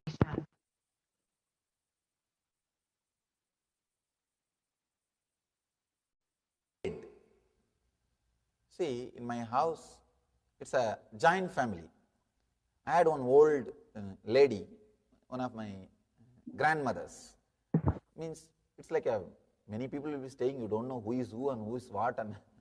And not only that, that 3-4 streets are relatives. That's the way the Indian communities are will live. The 3-4 street will be your cousin, cousin brother, nephew, name it, and they will be there. And they will marry just inside the family and relatives. So this old lady, if the kids are not eating, she will always threaten them. Hey, I'll put you inside the well. The center of the house, there will be a huge well. I'll put you inside the well. She will shout. So I heard only that logic. So naturally, what will I do? I went and put a little food in front of Ganesha and told him, eat now. When I saw half an hour he did not eat, I started using the same thing. Hey, I'll put you in the well. Kudarka, please understand. Because I heard only that, see, this Satsangi, the teacher, he taught me Darka. This environment, this old lady, she taught me Kudarka. The same way, I started shouting. I told, she will use all the old Tamil words to threaten. I started using all those words. Better you eat now, or you are going to be in the well. And Ganesha was there silently. I decided, I am going to put him in the well. And usually what she does, I have seen, she will take the kid in the hand and take little food in the other hand, and she will show the well. See, I will drop you, drop you. These kids will shout, cry. They will open the mouth, she will put the food inside. When the kids start crying, they will naturally open the mouth, she will put the food inside. Then it will go. That's the way she will feed. I decided I will also do the same thing with Ganapati, with that Ganesha. I took the Ganesha in one hand and food in the other hand. I showed the well, hey, see the well, I'll throw you inside. And he's not opening the mouth. I tried 2-3 times. Then I decided there used to be a vessel in which they will take the water from the well. I put the Ganesha in that vessel. I started lowering, threatening him. See, I'll really drown you. I'll really drown you. And when the vessel was about to touch the water level, suddenly I realized, maybe now he would have changed the mind and he wants to eat, but there is no food in the vessel. So I brought him out, put the food also in the vessel, and started doing again. And it was almost in the water level, that vessel. That bucket is in the water level, but nothing is happening. I did not have the mind to really put the Ganesha into the water also. It was too much. He really means a lot for me. And it's a very strong relationship. So I can only threaten. I cannot put him in the well, actually. So what to do? Finally, I took him out. I said, all right, maybe he did not like the cooking. He did not like the food. You see how the Kudarka works. Kudarka says everything is wrong except you. Understand? That is the Kudarka. Kudarka means everything is wrong except you. Then I started thinking the food is not right. My mother is not cooking properly. I went to the temple. The temple, they offer food to the deities. I thought that food is eaten by deities every day. So I went to the cook, the temple cook. I used to do a lot of voluntary work. When the young boy, I'll go to the temple and wash the vessels, clean the floor. All the kids, that is the only entertainment. That's the only entertainment, and I used to do a lot of that kind of work.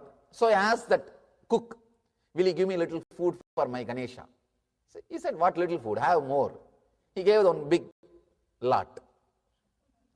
I brought it to the house and said, see, I brought the same diet which you are eating in the temple every day. Now there is no reason, no excuse. Come on, eat. And I was sitting, maybe 3-4 hours.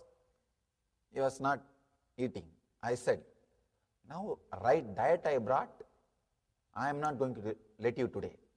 So again I put him in that bucket and started the same drama.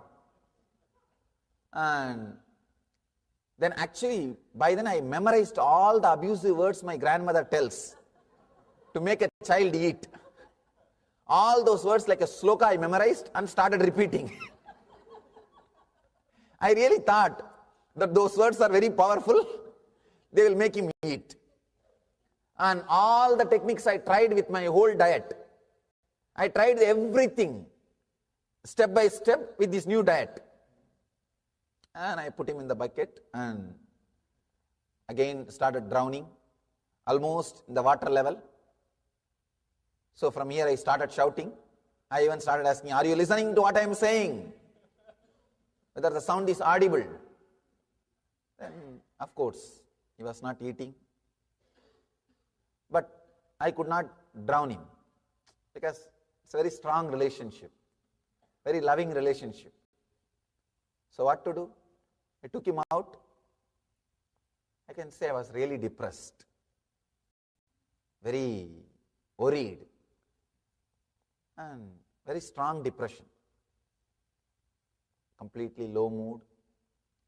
Just I was sitting, what to do?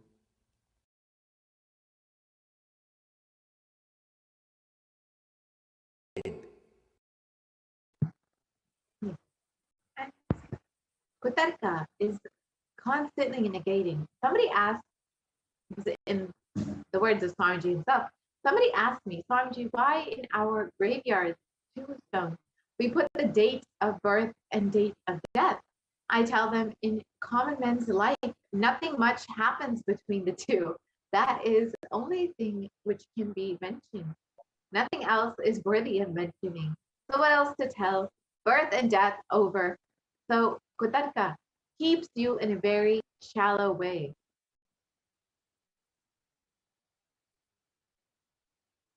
Let us now enter into an internal analyzing exercise. Let us pen down 3 incidents in our lives when you negated simple possibilities of life with Kutarka. So for example, Swamiji is an avatar. He may manifest powers. I have so many fears. I cannot manifest powers.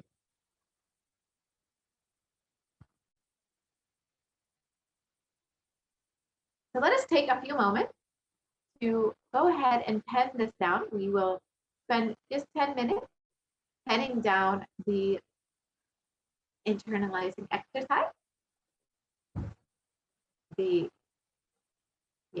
So the 3 incidents in your life when you negated simple possibilities. So I'll just spend a few moments to do this.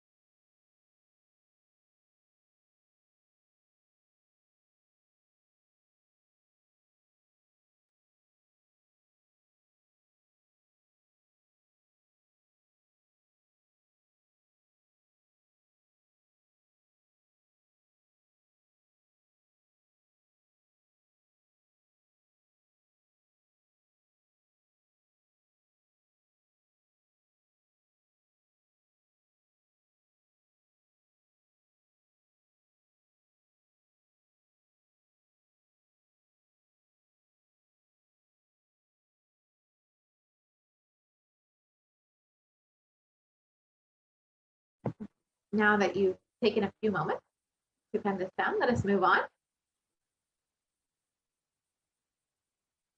So, Vitarka, let us understand what is Vitarka.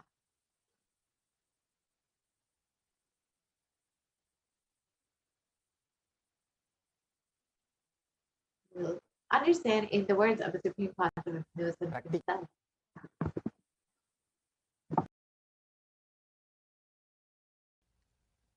Practically, I fixed all the problems. Whatever I am supposed to do. See, if my grandmother does all these things to any child, the child eats. And I know only those techniques. I don't know any other techniques. I have not read any book how to feed Ganapati or how to feed kids. Whatever manual was there in front of me, that whole thing I worked. Nothing works. Nothing is working. So I was sitting. The Ganapati was lying there. So I was sitting. One nice thing with Shraddha, trust is, even if you start with Kudarka, the power of trust is such, the power of Shraddha is such, it turns the whole thing to Vidarka. Please understand, the power of trust is such, even if you start with the wrong logic, it turns the whole thing to right logic. Because the trust is not just energy or logic, it is intelligence. Intelligence with logical energy. Darka is logic, Kudarka is negative logic, and Vidarka is trust with positive energy and logic. The Shraddha is so powerful. Suddenly something clicked in me. Oh God, I can say this was one of the powerful click happened in my life. Very strong click. I realized that Nambiyanda Nambi, the saint who made Ganesha to eat, that saint tortured himself, not Ganesha. But here I am torturing Ganesha, not myself. That strong click, that Kudarka became Vidarka. The wrong reasoning became right reasoning. When the click happened, I thought, right. Yes. Nambiyanda Nambi found fault with himself when Ganesha did not eat. When Lord Ganesha did not eat the food, he found the fault with himself, not with Ganesha or not with something else, not with the diet. He was not complaining about outside. He turned inside. In my case, I was complaining about Ganesha. I was trying what my granny was trying, and I was talking about the diet, and I was thinking that my mother is not cooking properly, and I was thinking everything outer world. I was doing Kudarka. I was finding fault with everything external. Suddenly I realized, yes, I have to turn and look in. Look in. The problem must be within me. Let me work. That Vitarka, click has happened. The right reasoning, that click has happened. Please understand. It was a very strong click. Yes. With Nambiyanda Nambi, he did tapas. But in my case, I am torturing Ganesha. Let me do tapas. When the click happened, see, a strong Shraddha is already there. Shraddha is like a loaded gun. When that right Vidarka happens with Shraddha, it's like a triggering the gun.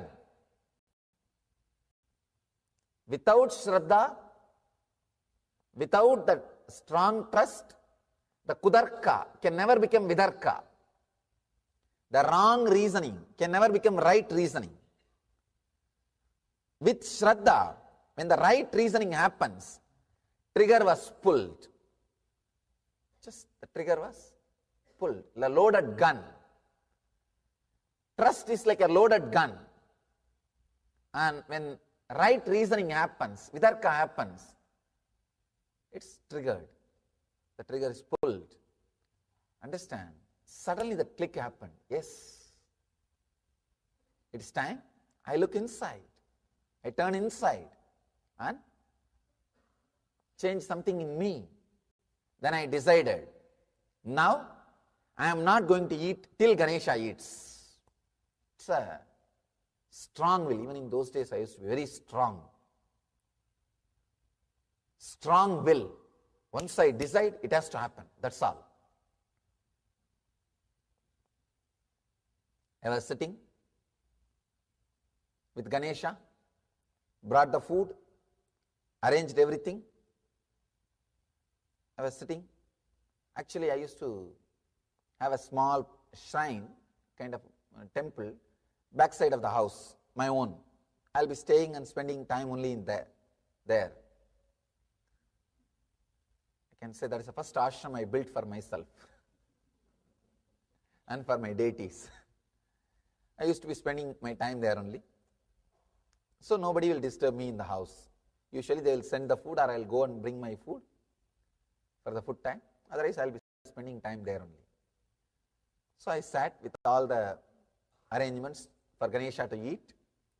I am very clear, because of the trust, that Shraddha, no doubt that he may eat, may not eat. See, if he does not eat, there is some problem with me, that's all. But the very incident itself, there is no doubt. The possibility, the Ganesha came and ate in that Nambiyandar Nambi's life, that incident is a reality for me. The factuality of that incident, I never questioned. When the right reasoning happened, with the trust, I was sitting with the Ganesha, one day over, and the food is there. I was very strong, no question of eating. No question of eating, till you eat. So I'll go and bring food from the house and keep the food in front of Ganesha, and I'll sit. I'll remove the old food, throw it away, and sit. One day was over, one night was over, and I was not even sleeping. I was sitting. And again, second day is also over. I was very strong. See, a small boy without food, naturally the logic will be imbalanced. The willpower will come down. I said, nothing doing. I'm going to do it. Till he eats, I'm not going to eat. Maybe third day, I touched that zone when this trust and vitarka, right reasoning, both became part of the very bio-memory, the prarabdha, the very system. That is when that explosion happened. Suddenly, I can say, it's surely not unconscious. I fell into some state, and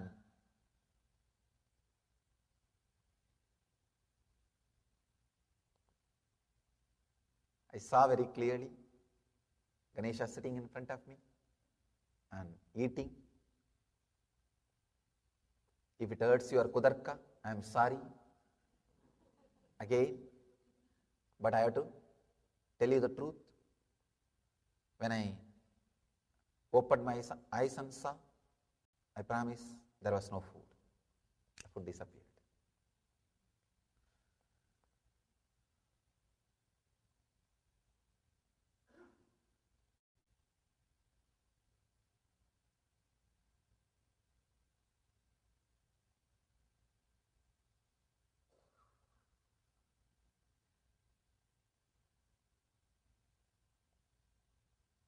Whatever way you want to understand, but the food was not there. And I know Ganapati ate.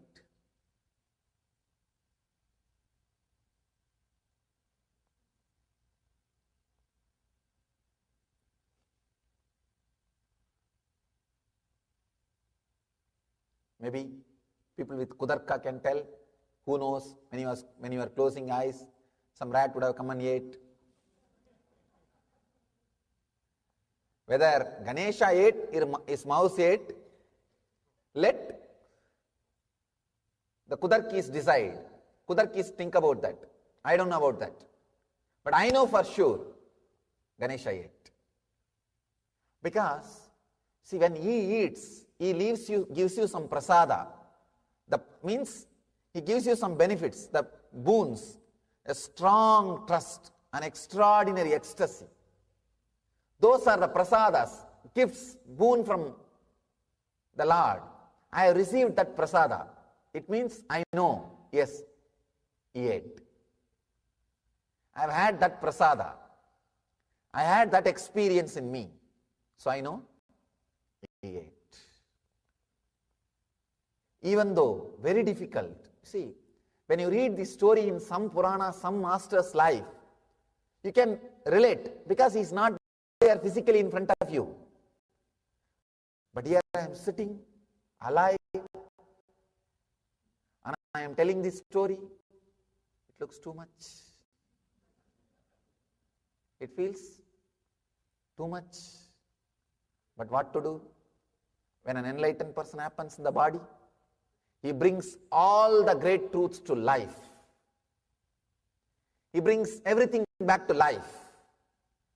Sometimes people ask me, why did you do so many tapas, so much of spiritual practices, Swamiji? Like this puja, this feeding Ganesha. Why you need to do all these things? You are after all born enlightened. You could have expressed your enlightenment directly. I said, no. Expressing enlightenment is one thing. Bringing all these truths back to life through every incident, through every ritual, through every technique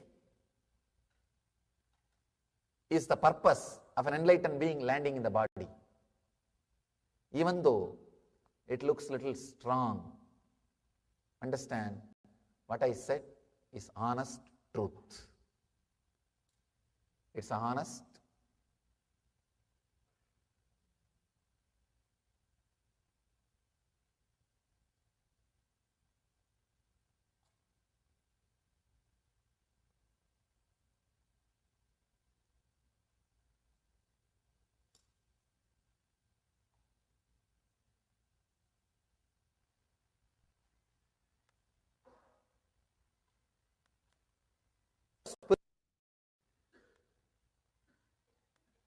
The power of these words, the truth and strength behind these words will directly work on you.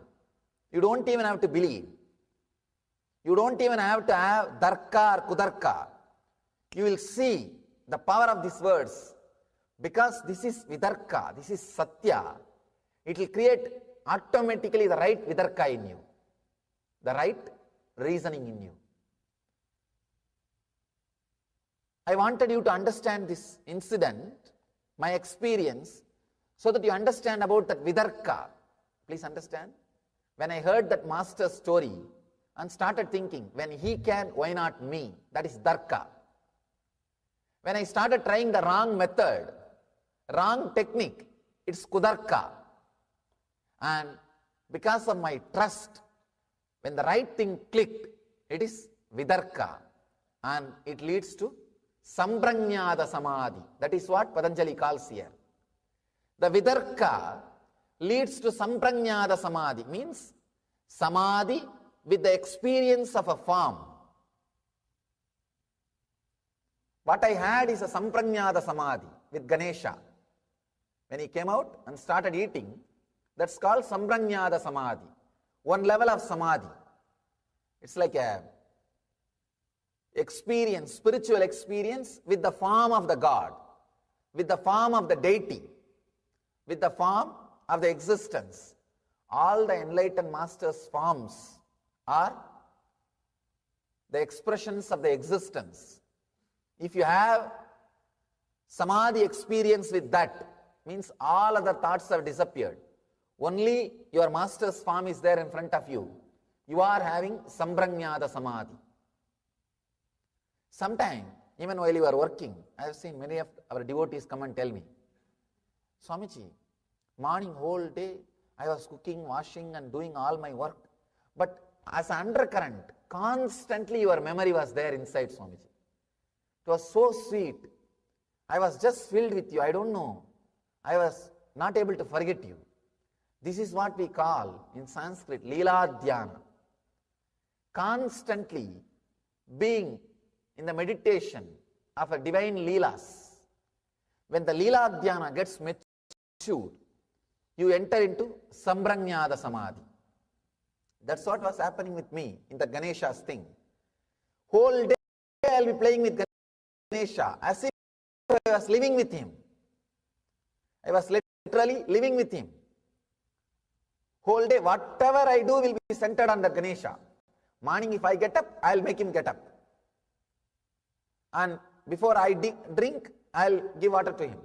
After I brush the teeth, I'll have a small stick to brush his teeth.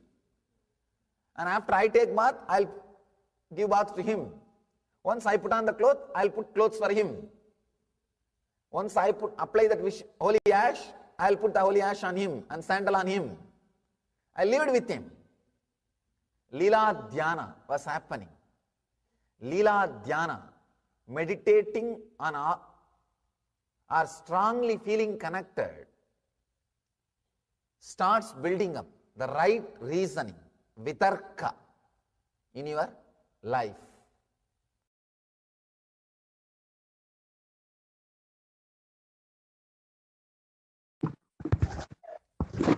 Practically, now that we have understood Vitarka, Vitarka means connecting, a step above the logic. And Vitarka is the right reasoning. Vitarka means the right reasoning beyond the simple logic or negative reasoning, the right reasoning. The way in which you think, the way in which thoughts are created in your system. If it leads you to the peak potential or the experience for which you are hardwired, you are having Vitarka, which means the right reasoning.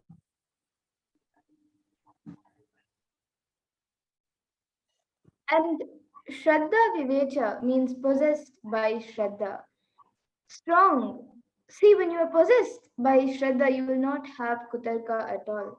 And if this Vitarka is developed in your system, please understand that you have a channel open for you to create miracles in your life, and you are a superhuman.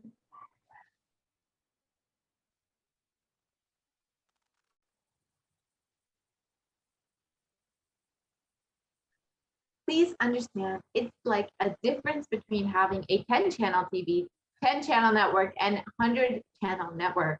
But somehow, see, if you developed with the right vitarka, you right logic, right reasoning, that this form of a Devi, if you connect to this Devi, the Mother Nature works for you. You will connect with Mother Nature.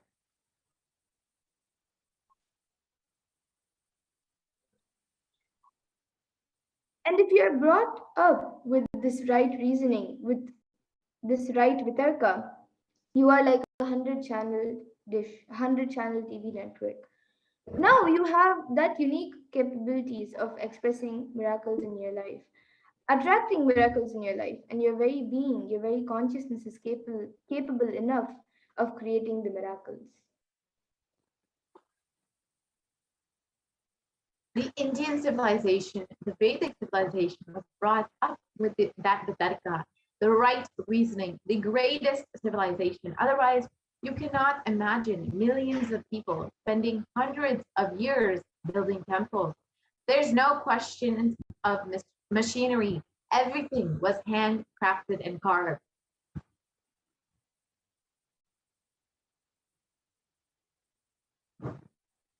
And because the whole civilization was built on right logic, which is vitarka, from a young age, the vitarka was taught and the right reasoning was taught. Because of the right reasoning, the vitarka, they were able to experience those gods, they were able to experience those truths, and they were able to experience those energies.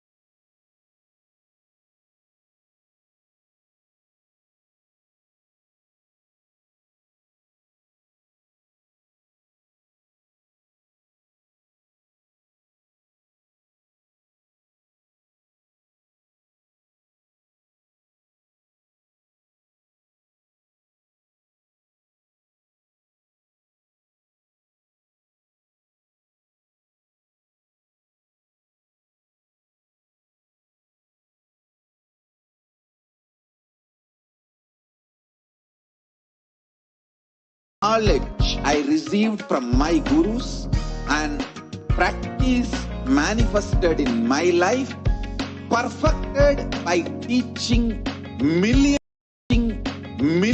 of people from all cultures, time zones, backgrounds, genders, nationality, race, from every creed.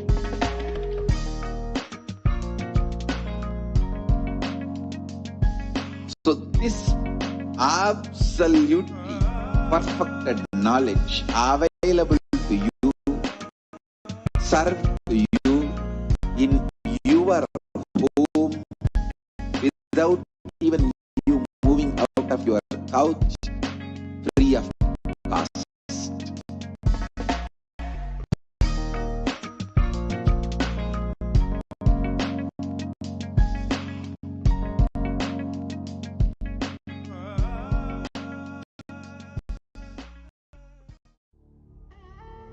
What I mean by the word Kailasa, listen intensely. Enlightenment ecosystem, literally enlightenment itself in your own home.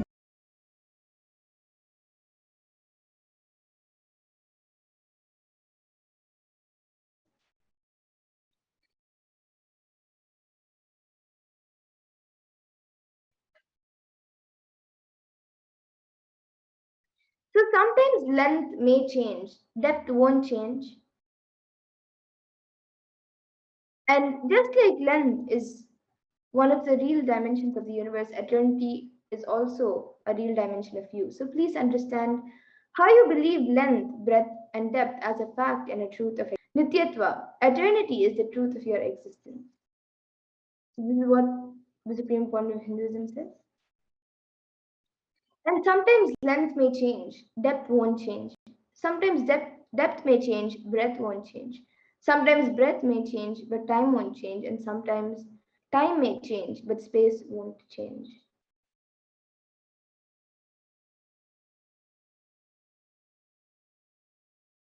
And every dimension of Nitya is alive in everything. That makes sure that everything does not change in everything at a time. So listen carefully. More and more you remember you have Nitya component in you, the eternal component in you. More and more you become fearless.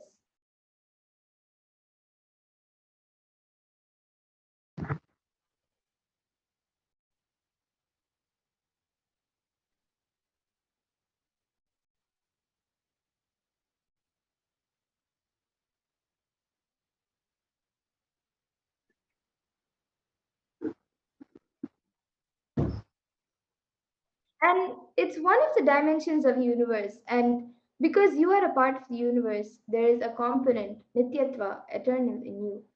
And the more and more you enjoy that eternal component of you, the more and more you are able to cognize and believe and celebrate that eternal component. You will be able to celebrate that eternal component in you. The wealth that you make will be based on the eternal principles, the very powerful long-term strategies. You will not become billionaire overnight. You will not become pauper overnight. You will not declare bankruptcy overnight. You will be very brilliant, wealthy person. And the journey towards wealth will not be painful, suffering, torturous for you and for others. Understand this is the beauty.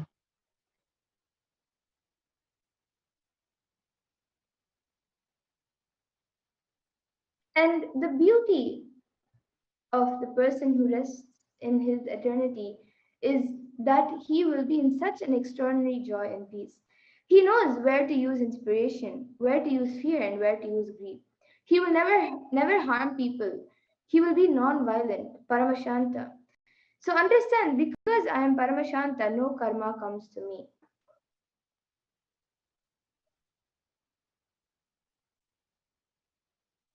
The Nityatva is the phase where matter becoming energy, energy becoming matter happens just like a Just like out of will, nothing else is required. Matter becoming antimatter, antimatter becoming matter, or matter and antimatter nullifying each other and becoming energy. All these actions, like a Brahmandas, universes get created, big bangs get created, black holes get created, all just by will. No effort, no other thing, just by will, it happens.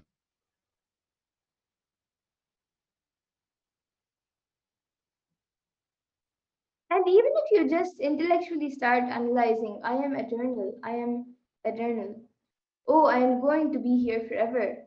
What it means? What does that mean? So then, whatever I feel as me is going to be here forever.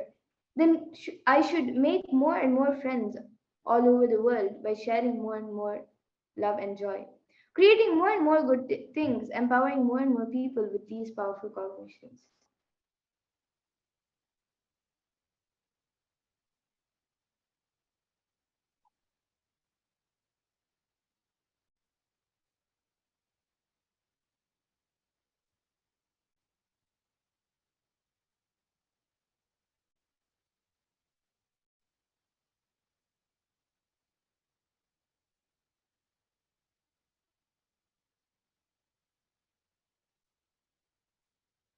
When you understand about each dimension, you become master of that dimension. When you understand about eternity, you become master of all the powers related to eternal dimension. Once you understand the eternity dimension, universe is different for you. That is why I'm saying once you understand eternity, you live in a different plane. Your body may be in the physical plane, but you live in a different plane.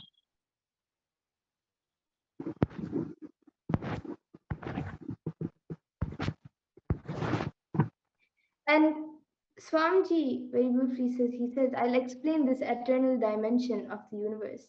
Sometimes length changes, but breadth will not change. Breadth changes, length will not change. Depth changes, but time will not change. Time changes, but space will not change. Because like length, breadth, depth, time, and space, eternity is one of the dimensions of the universe, the living dimensions of the universe.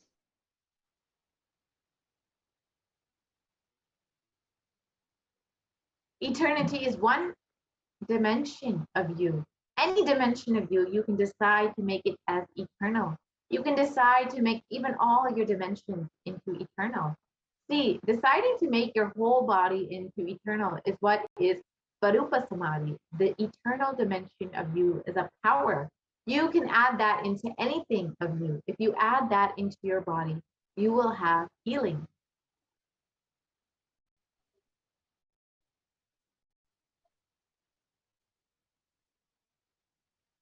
So now, in a few moments, we will understand the grace of the Guru to manifest Nityatva, and we will understand this. We'll be right back after a short break, and we will understand what is the grace of the Guru, the Avatar, the supreme concept of Hinduism himself.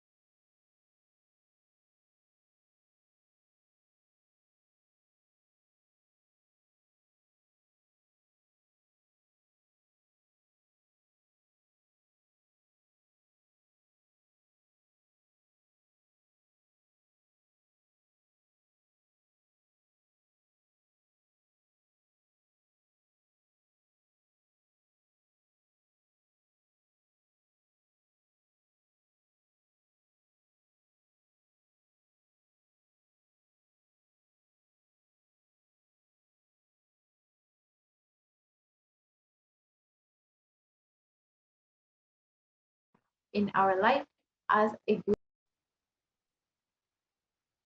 So understand Guru, and from the Guru Gita, whether we understand it or not, cognize it or not, the happening of the living incarnation of Paramashiva in our life as a Guru is the greatest miracle in our lives.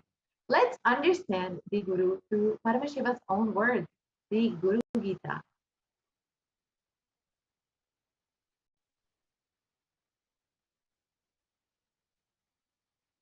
So Bhagavan Parameshwar himself sings the glories of the Guru, which are extolled in the verses.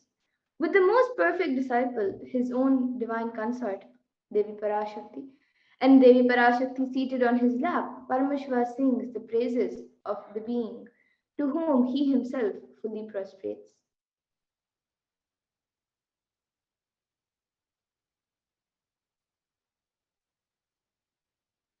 So in the Guru Gita, verse 20, it says, Yo Guru Sa Shiva Prokto Yashiva Sa Guru Smritaha Vikalpam Yastu Kurvitsa Naro Gurutalpagaha.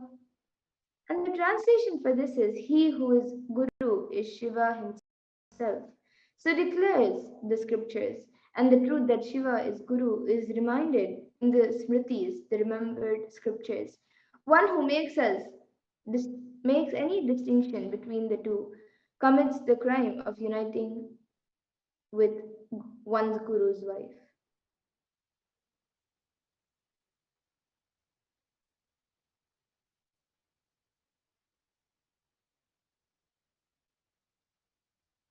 And the 54th verse of the Guru Gita says, Swadeshika Yaiva Sharirachintanam Bhavedanantasya Shivasya Chintanam Swadeshikasyaiva cha Nama Kirtanam Bhavedanantasya Shivasya Kirtanam.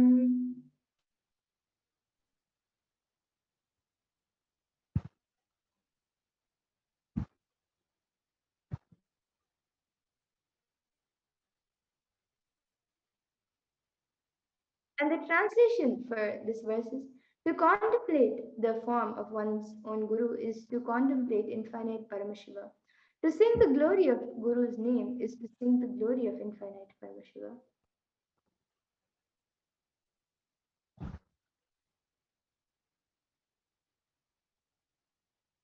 Meditate on this faith of Nityatva. Understand, even if Guru.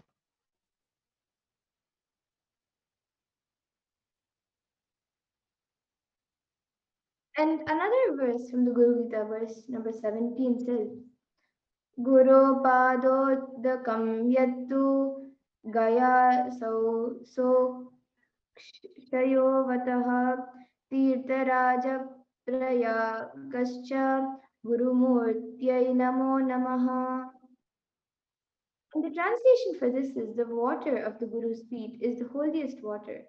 He is the holy center, Gaya, the holy banyan tree, Akshaya, and the most sacred Prayaga, the confluence of three holy rivers. Salutations again and again to the Guru.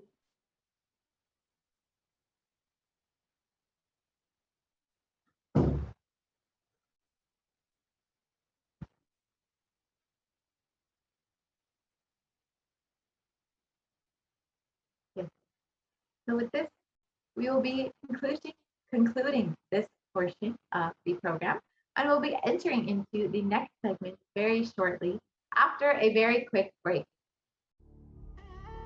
What I mean by the word Kailasa, listen intensely. Enlightenment ecosystem, literally enlightenment itself.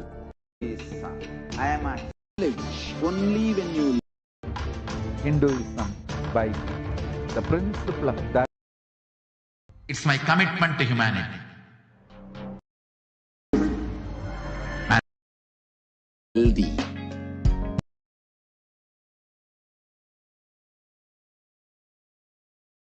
response for life continuously.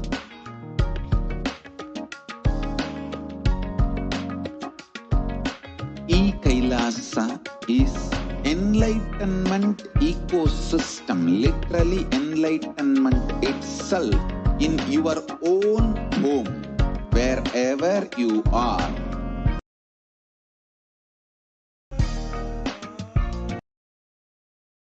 And practice manifested in my life perfect. The Supreme Pontiff, turmeric and mehendi from her body, Ganesha is removed. He infuses the bioenergy and biomemory of Ganesha, of Paramashiva himself, into Ganesha through the elephant's head and gives life back into Ganesha. So Ganesha is the muscle memory of Devi Parvati and the biomemory and bioenergy of Paramashiva himself. And then he becomes a complete manifestation of Ganesha. And Ganesha is the most favorite god of all the Hindus all over the world. He is the most easiest god to relate to. And of course, he is the first god that we pray to in every puja and every ritual, because he is the remover of obstacles. Vignahatta, he is known as, because he removes all obstacles in our lives. And of course, it is only by worshiping Ganesha that we are able to even worship any of the other gods and goddesses. And he holds the right to be worshipped first. And of course, he is Volenatha. He is the most easiest to be pleased, most sweetest God to relate with. And we, of course, are the most blessed beings in the whole cosmos to have our very own Guru, the Supreme Pontiff of Hinduism, manifesting Ganesha for us and helping us connect with Ganesha and removing all obstacles from our lives.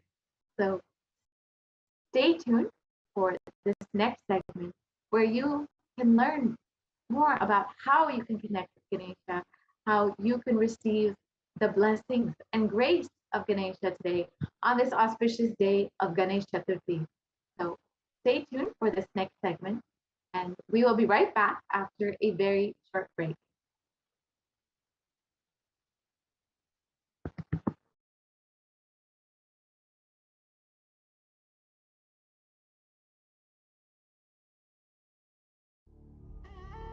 What I mean by the word Kailasa, listen intensely.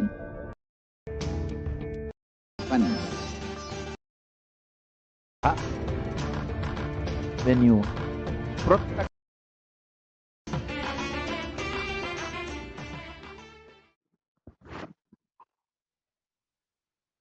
Nithyananda, I welcome all the viewers back after that very quick break. And now let us enter into the next segment where we will be understanding and celebrating with the spontaneous completion celebration of the whole cosmos, Mahaganapati, and see the very different ways that we can participate in the celebration today.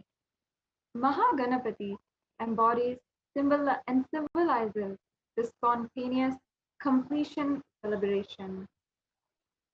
If we can go to the next slide. In this next segment, we're going to be understanding, becoming familiar with the ways that we can participate and the ways that we can be a part of this most grand celebration. And I personally invite each and every one to be a part of this very beautiful, spontaneous celebration in Kailasas across the world. Across the world, in so many thousands of centers in different places, we are going to be having the Ganesh Chaturthi celebration.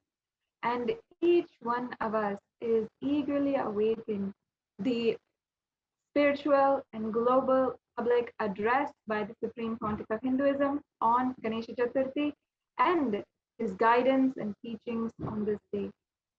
So now let's enter into this segment. Mahaganapati is easy to approach. He's Ashutosha. Ashutosha means easily pleased and easy to approach. And Mahaganapati symbolizes worry-free nature, no worries, no sufferings, no pain, nothing. Very happy about himself and very happy about the universe, very happy about his happenings and everything.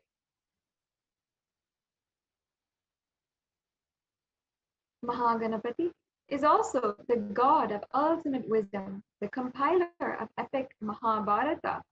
And for those of you who don't know, that is a very, very profound and prolific narration, the most longest epic poem that is known in whole of humankind.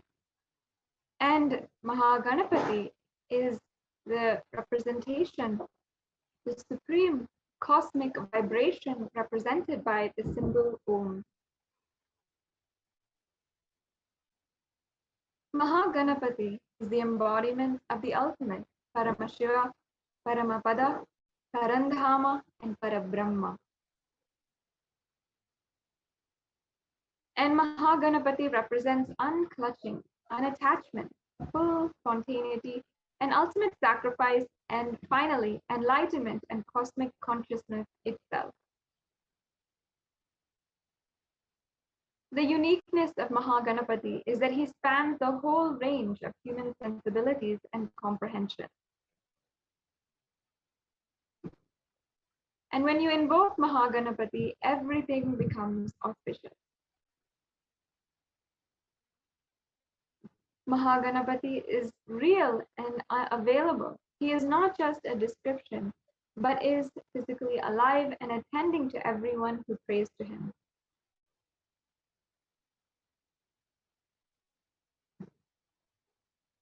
And there's a beautiful verse here.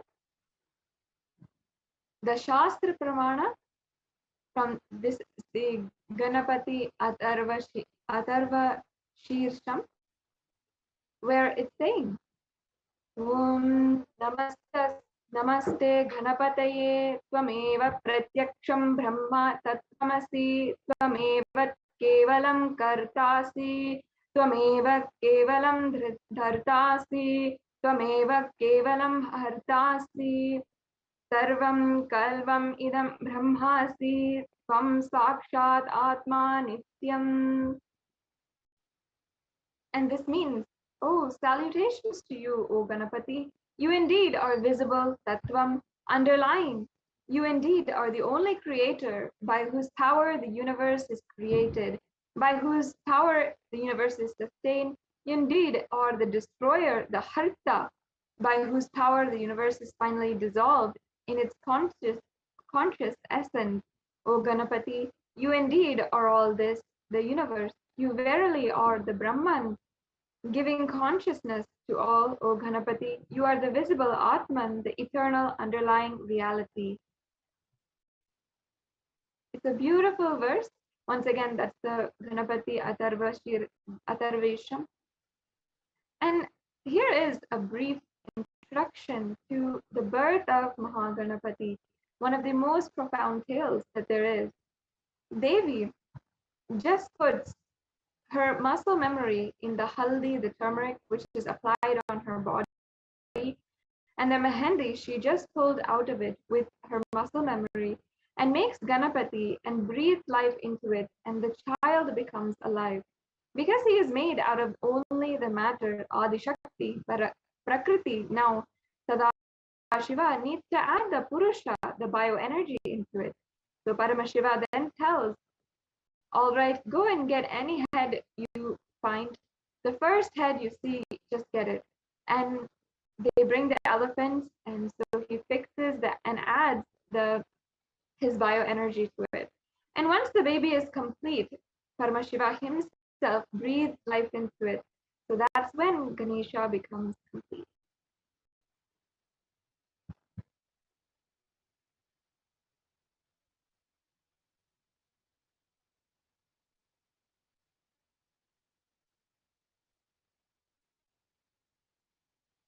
Yes.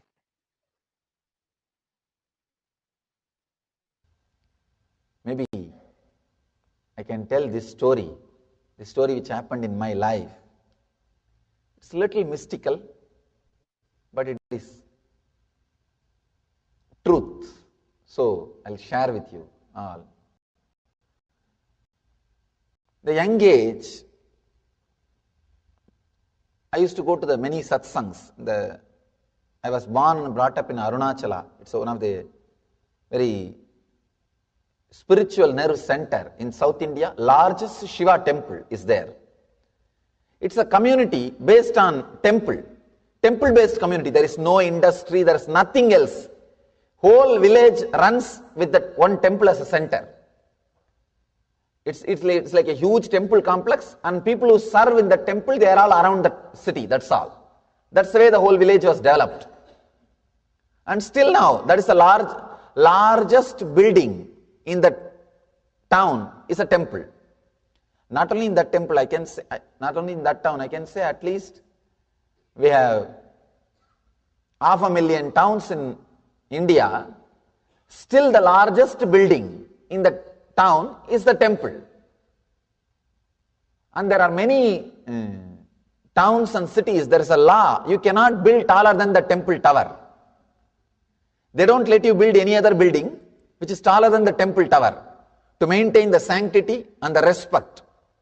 Still, the temple is the largest structure and nobody can defeat, because 25-acre built-up area in granite. So nobody will need that big a house. So every day some satsangs, something will be going on. Those days I used to have small Ganesha with me, and I'll do puja every day to that Ganesha. I'll pour water, put little food in front of Ganesha and wave the lights, wave the camphor. It was really like I was living with him. It was not just doing some little puja or anything. Living with him. Strong feeling connection. See, if you are just doing puja for some other reason, you will never enter into that place again second time. I have seen many people doing puja. Morning they will go into that puja room, dum dum dum dum dum dum dum dum dum. They will roll with that deity and pour water or whatever needs to be done. Once they come out, they will never even turn that side again. Because it is such a heavy routine on them, dead routine on them, they never do the mistake of entering into that same room again second time. But with me it was like a living with him. Whole day I'll be sitting, fanning him or doing whatever I can. Anything given to me, I'll bring it and put it in front of him. I was living with him, small boy. I went to one satsang. That teacher, Acharya, who was talking, he was narrating an incident from a saint's life. His name is Nambiyandar Nambi. He was born and brought up in South India. Great saint. His life story that master was describing. It's a very beautiful story. That his father used to worship one Ganesha in one Ganesha temple every day. One day the father fell sick. Then he asked the son, please you go on, do the worship. Then son goes with the food and all the worship articles. He does the sacred bath and does all the things and puts the food in front of Ganesha. And the son thinks really Ganesha will eat every day. He is doing first time. So he thinks Ganesha is supposed to eat. And he is sitting, waiting for Ganesha to eat. Half an hour, 1 hour, 2 hours, food is there. And this guy started worrying. What happened? Did I do anything wrong? You are not eating. And he started talking. Of course, no response. Then he started telling, if you don't eat, if I go back, my father may fire me. He may shout at me, please do something. If I have done some mistakes, forgive me. Please eat. Of course, Ganesha is very silent. If they start eating, who will put the food in front of them? Anyhow, he was silent. Then he became very serious. The Nambyanda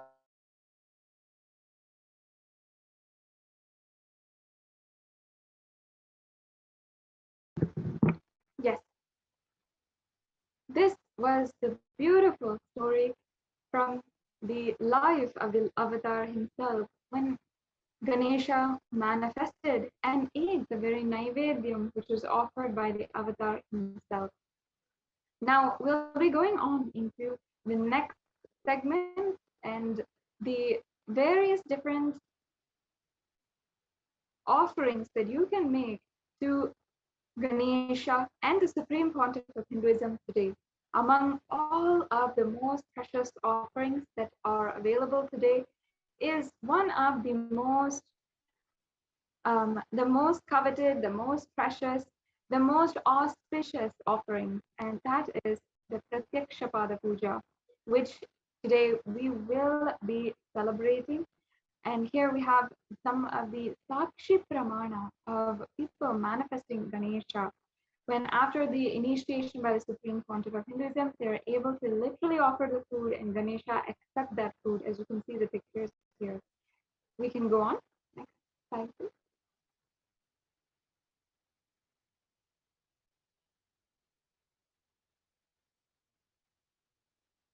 We can go on to the next slide.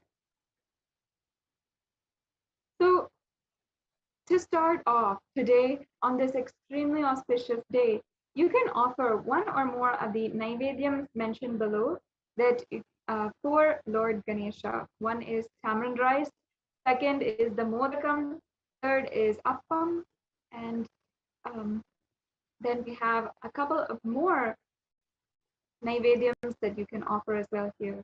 The next slide, please.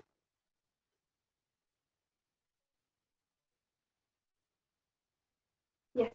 And here is another beautiful pramana which shows the benefit of worshipping Mahaganapati. It says Mahaganapati removes all the obstacles, thoughts, currents of impossibility in our lives and bestows perpetual completion. Mahaganapati frees us from the grave sins and bestows completion. The next slide, please. And more benefits. Our Mahaganapati removes all the obstacles and bestows all the four virtues of Dharma, the right flow of life, Artha, the prosperity and abundance in wealth, Kama, the fulfillment of desires, and Moksha, and enlightenment and complete completion. Worshipping Mahaganapati bestows complete completion in your relationships with your near and dear ones as well. Lord Mahaganapati removes the powerlessness in the relationship and brings immense trust on each other. Some of the benefits that Mahaganapati bestows are the blessings for the newlywed couples for a long and auspicious married life, and healing conflicts in relationships and healing long-standing disputes as well. And some more benefits here. Mahaganapati clears all the obstacles and removes any blocks which are stopping you from manifesting wealth and abundance in your life. Offering puja and worship to Mahaganapati immediately bestows. And few of the immediate boons that Mahaganapati showers in the aspects of wealth are buying a new home, starting a new business, manifesting a new job, clearing loans, starting a new investment. And some of you might be wondering, God is formless. Why is there a need for rituals? Ramakrishna beautifully says, Ramakrishna Paramahamsa, great incarnation of Paramashiva, he says, as long as you think you have a body, you will be able to relate to the cosmic energy only through another body. Only when you lose your body consciousness, you can see the divine also as formless. Till then, you need some reminding through the rituals. We need a physical way of connecting with God.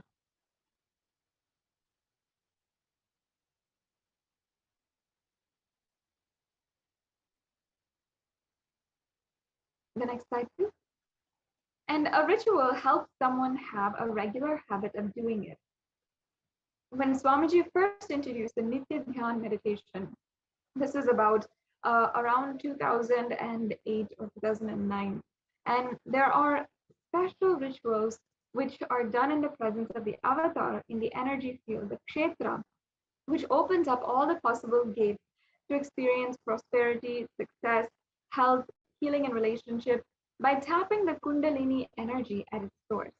Any prayer or ritual done in the superconscious energy field, the kshetra, enhances the benefits of the ritual thousandfold.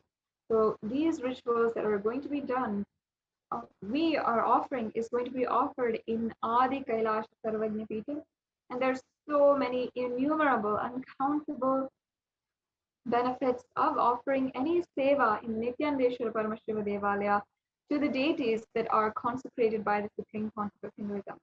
The first is that any prayer or ritual done in a superconscious energy field, the kshetra, enhances the benefits of ritual thousandfold.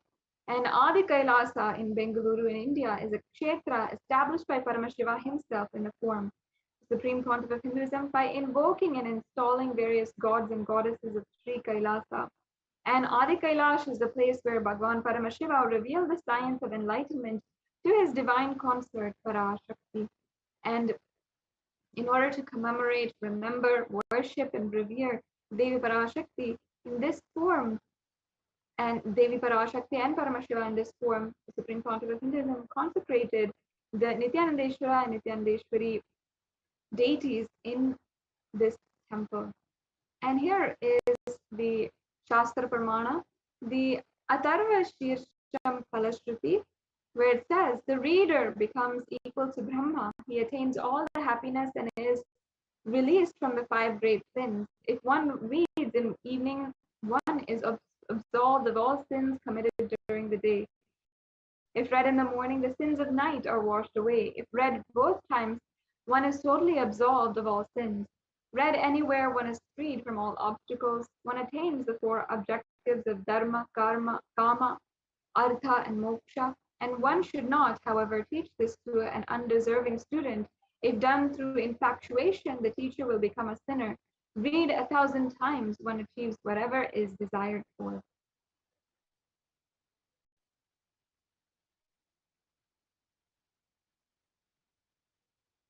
And another verse here, the translation says, he who worships with the dhruva grass becomes equal to the Lord of wealth, Kubera.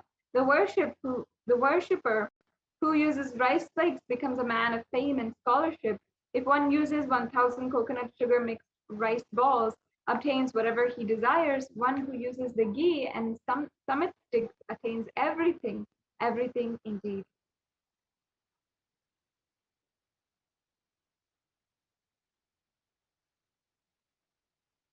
And one of the offerings that we are going to be celebrating in Adi Kailasa is the Sahasra Modaka Mahaganapati Homa. Mahaganapati is the Modaka Priya who loves the sweet made with rice balls. The Homa is a fire sacrifice where Mahaganapati in the form of Agni, fire, accepts our offerings.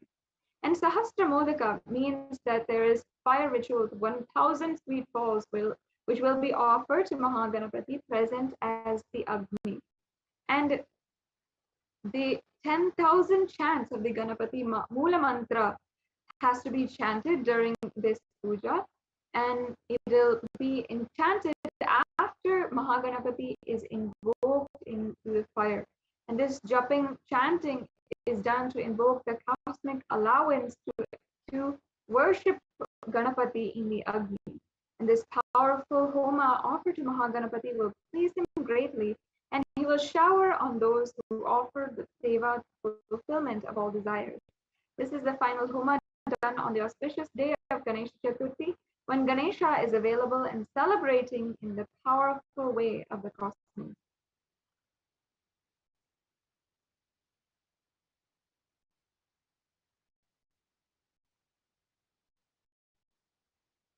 Yes, we can go on.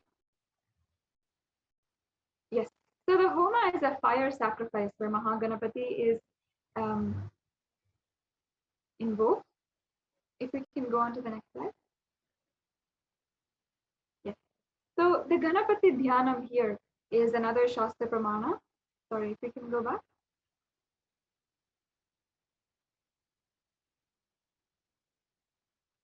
Yes, thank you so much. This is the Ganapati Dhyanam, where the translation says, that sage who meditates on the Lord in the following manner receives the blessings of Ganesha in his life directly in the form as he exists. The Lord holding a tusk, a rope, an instrument, the Ankusha in 3 hands and fourth hand showing the boon, giving posture and having his body smeared with red fragrant paste, wearing a red dress and being worshipped by red flowers, having the mouse as his carrier, a large stomach and long ears, compassionate to his devotees, being the cause of this earth, one not slipping and appearing in person at the beginning of the creation and beyond the primordial nature.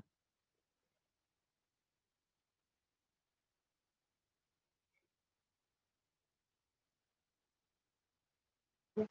So this is the offering, the Alankara Seva for Mahaganapati.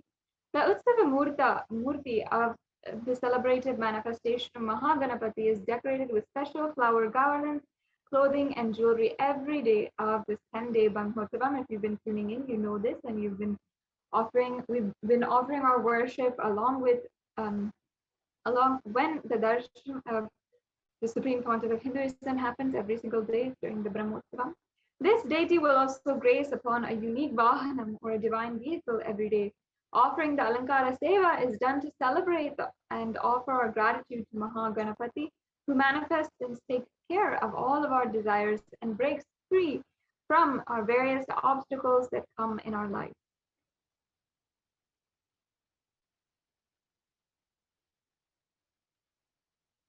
And this is a beautiful Shastra Pramana again from the Snapana Vidhi Patala, or the chapter 4, Uttara Kamikagama, where it is talking about longevity, health, and things contemplated by him to achieve. All such benefits are attained by him.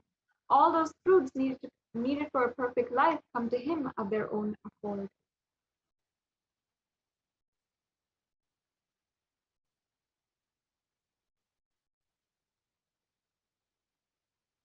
And this is the offering of the Snapana Abhishekam for Mahaganapati. And in this verse, we had just seen exactly how the Abhishekam is, the benefits of the Abhishekam.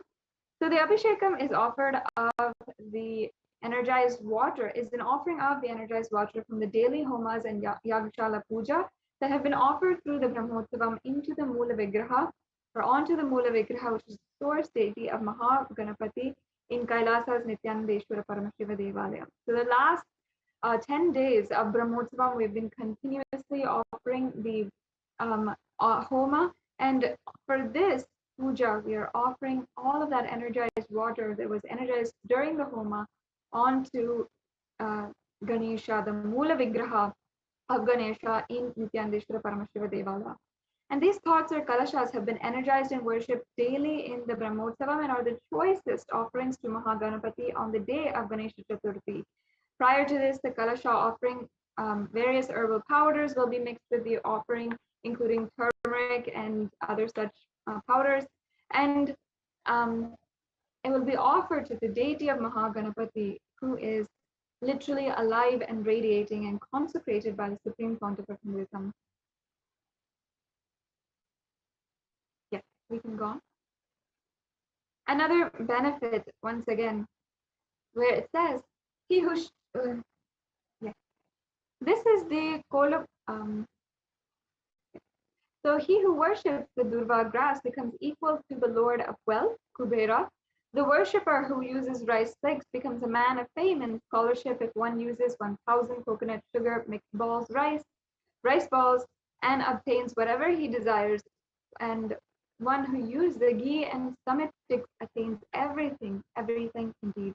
This is from the Ganapati Atharva Shirsham. This is the 13th verse once again. And this is for the offering of the Kolukatte Tulabharam on the occasion of Ganesha Chaturthi, which we are all celebrating right now. The Supreme Pontiff of Hinduism will be gracing all of us, radiating and sharing the blessings of Mahaganapati. And a unique offering that day is the Kollukatte Tulabharam, which will take place. The Tulabharam is an offering of material donations against the weight of the Supreme Pontiff of Hinduism himself. It's a very traditional offering. And Tula means scale in Sanskrit. The unique offering of Ganesh Chaturthi is the offering of cooked sweet offerings of Mahaganapati, which is actually called the Kolukatte. A large amount of this sweet traditionally made in the Annalayas will be offered to Swamiji, to Bhagwan, and who is an embodiment of Mahaganapati. The Kolukatte is Mahaganapati's favorite sweet and also a favorite of the Supreme Pontiff of Hinduism himself. On this day, this very sweet is made and offered to Mahaganapati in all the Hindu households. And this offering is an opportunity to celebrate our beloved Swamiji as the boon-giving, obstacle removing, and extremely loving embodiment of Mahaganapati Porumbural.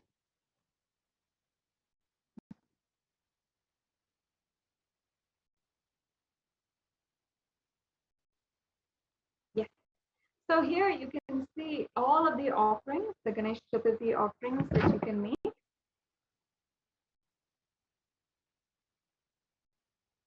The Ashtottara. So these are all of the different homas that are being offered and that have been offered. So we can just go over them very quickly. The Ashtottara Shata Modaka Ganapati Maha Mantra Homa, and all of these various homas, Vishesha Dhanya Ahutika Ganapati Mula Mantra Homa, the Laja Ahutika Ganapati Mula Mantra Homa, Ikshu Ahutika Ganapati Mula Mantra Homa, the Shweta Tila Ahutika Ganapati Mula Mantra Homa, and yes, going forward, all of these are the various offerings that we have already done and celebrated thus far.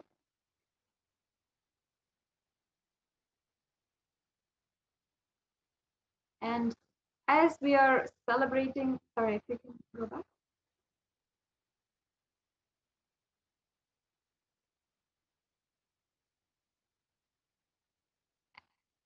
So on this day, we also have several more things, several more offerings that are being offered on Ganesh Chaturthi.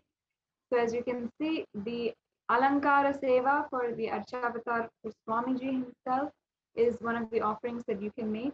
The 108 Naivedyam for Mahaganapati, which is another offering that you can also participate and celebrate.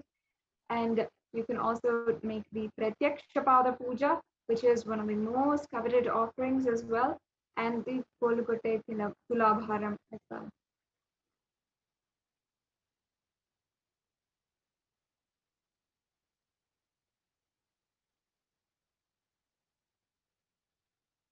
So as you can see, we have several different offerings here.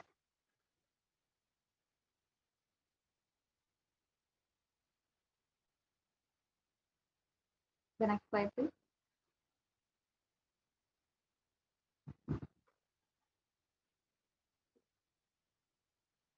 And these are more of the offerings which will be offered as well.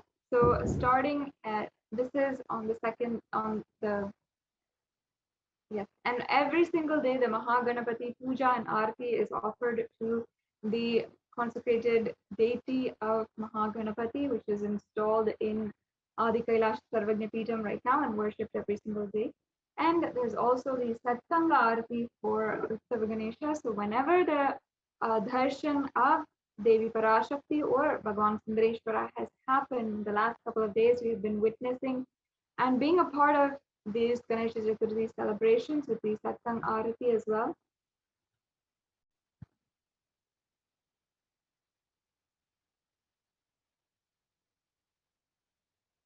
And as you can see here, we have the celebrations which are ongoing, which right now are happening, which we will be able we will be able to participate in as we go forth on this very, very auspicious day, the Ganesh Chaturthi day. So today, the Sahasramodaka Ganapati Homa is being offered, and the Mahapurnahuti and Snapana Abhishekam is also being offered at 9 o'clock at 9 a.m. IST. And we'll also be celebrating with the Pratyaksha Paadapuja and Maha Arati offered to the Supreme Pontiff of Hinduism, which is not to be missed, which will be happening tonight, Indian Standard Time. So I hope that each and every one of you ensures that you are staying tuned until tonight for the for today's grand celebrations of Ganesha Chaturthi. And I know that across so many thousands of Kailasas, myself being a part of those Kailasas before, I know each and every place, each and every one of us is eagerly awaiting, staying connected, and we're all just vibrating with the festive energy of Ganesha Chaturthi. I know in Kailasas across the world what it must be like putting the kolam and getting ready, putting the mango leaves for decoration, lighting the lamps for decoration, preparing the naivedyams, and even if you are as well, you might be also preparing the rituals across Kailasas and different places for this day. And if you are offering the Pratyaksha Paadapuja, in wherever you might be located not near a center and not be able to join us due to various reasons in the various different Kailasas. So you can ensure that you are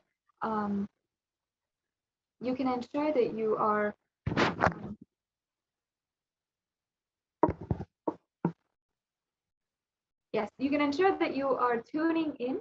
And I can see so many different comments and so many of you participating in the celebrations. I'd love to know if you're part of the Kailasas across the world, how you're going to celebrate Ganesha Chaturthi. I invite each and every one of you once again to celebrate with us by making one of these offerings. And it is not too late. Ensure that you are a part in some way or form. One of the best ways is to offer the Pratyaksha Paadapuja today. So I can see the comments here from Suresh Subramani, Om Ganesha, Om Namo. He's just giving his salutations to Ganesha on this very, very auspicious occasion. Also, Kritananda or Yashodhan Kulkarni Nithyananda, and Ma Ananda Mahapurna, and Prabhakaran and S. Aya, and Meena B. again, who is saying thank you for accepting my request, love you always, and Om, and all of you who are participating right now, celebrating, and just voicing out your happiness, your completion, and your celebration in the comments. I can see your comments, and I can see that each and every one of you are participating. I'd love to wish each and every one of you a very auspicious Ganesha Chaturthi on this day. And you can also make the offering on the YouTube super chat. You can yes, we can see here in the slide the link that you need to go to in order to make an offering today. So as you can see at kailasamailer.com/sevas, if you go to this, if you go to this link, you'll be able to see the various different offerings. You can select the offering that you'd like to make, and you'll be able to make a payment. You'll be able to go through the steps. It's a very easy process if for making an offering today, and it's not too late. I'd like to invite each and every one of you as well. If you are joining with us on YouTube, you can always make a donation. You can make any kind of offering. You can even make a $1 Sankalpa offering, where your name will be chanted during the Sankalpa. And that offering is just offering your prayer, your humble request to Mahaganapati, in order to remove all the obstacles in your life and pave the new life today, on this very day, beginning on this day. So you can request the blessings of Mahaganapati on this day through this offering as well, the $1 Sankalpa offering, as well as the E-Hundi offering. The E-Hundi offering is an offering that you can make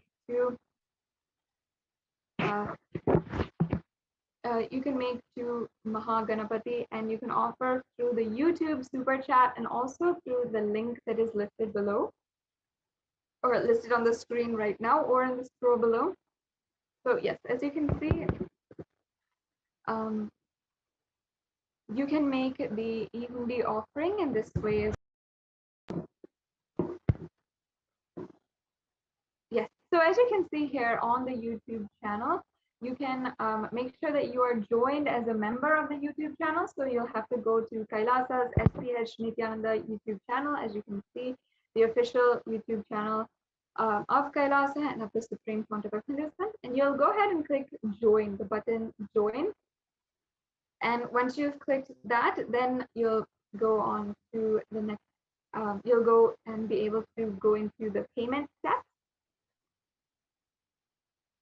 Yes, as you can see here, we have all the various different levels of joining as a member today of a part of the Kailasa's SPH Nithyananda YouTube channel. This is, so you can see E-Kailashian bronze level, the E-Kailashian, the silver level, gold, premium, and platinum levels as well.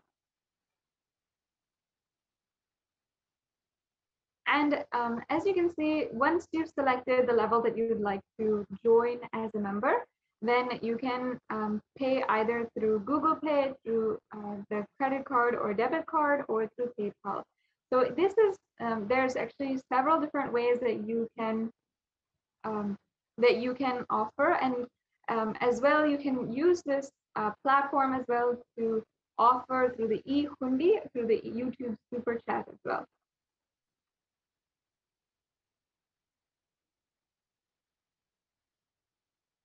So you can offer through the YouTube Super Chat and ensure that you are offering any amount that you'd like to offer today. You can just go to YouTube in the same steps that we had just seen, and you can ensure that you are offering either through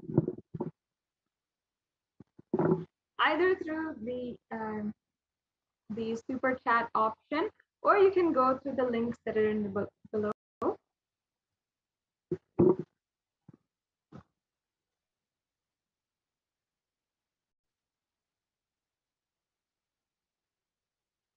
And each and every one of you can make an offering today. And it doesn't need to be a substantial offering. You don't need to feel, oh, I cannot make an offering, or you don't need to feel stuck in any way. You can make an offering, any kind of offering that you feel you'd like to make today, especially on this auspicious day. It just takes one step of an offering that you'd like to make. And any amount, if you'd like to make a general donation, also you can make it to the YouTube Super Chat.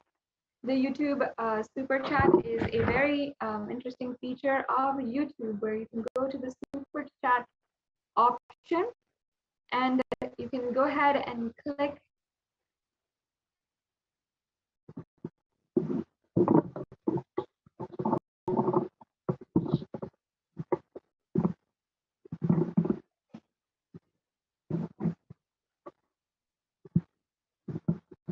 yes, and you can go ahead and click the $sign button, and once you're there, you can go through a couple of steps in order to make a very quick and easy offering or donation today. On this very auspicious occasion of Ganesh Chaturthi, once again, I am wishing each and every one of you a very auspicious Ganesh Chaturthi day, and I hope each and every one of you are having the most auspicious celebration. Today is the day that you can completely declare completion, spontaneous completion, and you can simply celebrate with the whole cosmos, whatever it might be until now that you might feel you're stuck in, or you might feel that you are just going back and forth and you need some kind of breakthrough. I know that many of you might be feeling that way, especially now, especially in this day and age when we are going into and we're coming close to even concluding our our second year of being apart, being in this extremely strenuous global climate, whether it's economy-wise or health-wise, global health-wise, or whether it is any part of the government institutions or anything. There's so many different ways that each and every one of us is experiencing so many stressful situations. And you might feel that you're going in circles, you're not able to achieve the breakthrough that you want today. If you are feeling like that, if you're feeling as though you're not able to achieve that breakthrough and you're not able to have that beautiful life that you've always wanted, that you've always felt that you wanted, and you've always dreamt of, and you've always wanted to fulfill in your life, if you're searching for that, today is a day that you can simply declare spontaneous completion. A day when you can just celebrate spontaneity.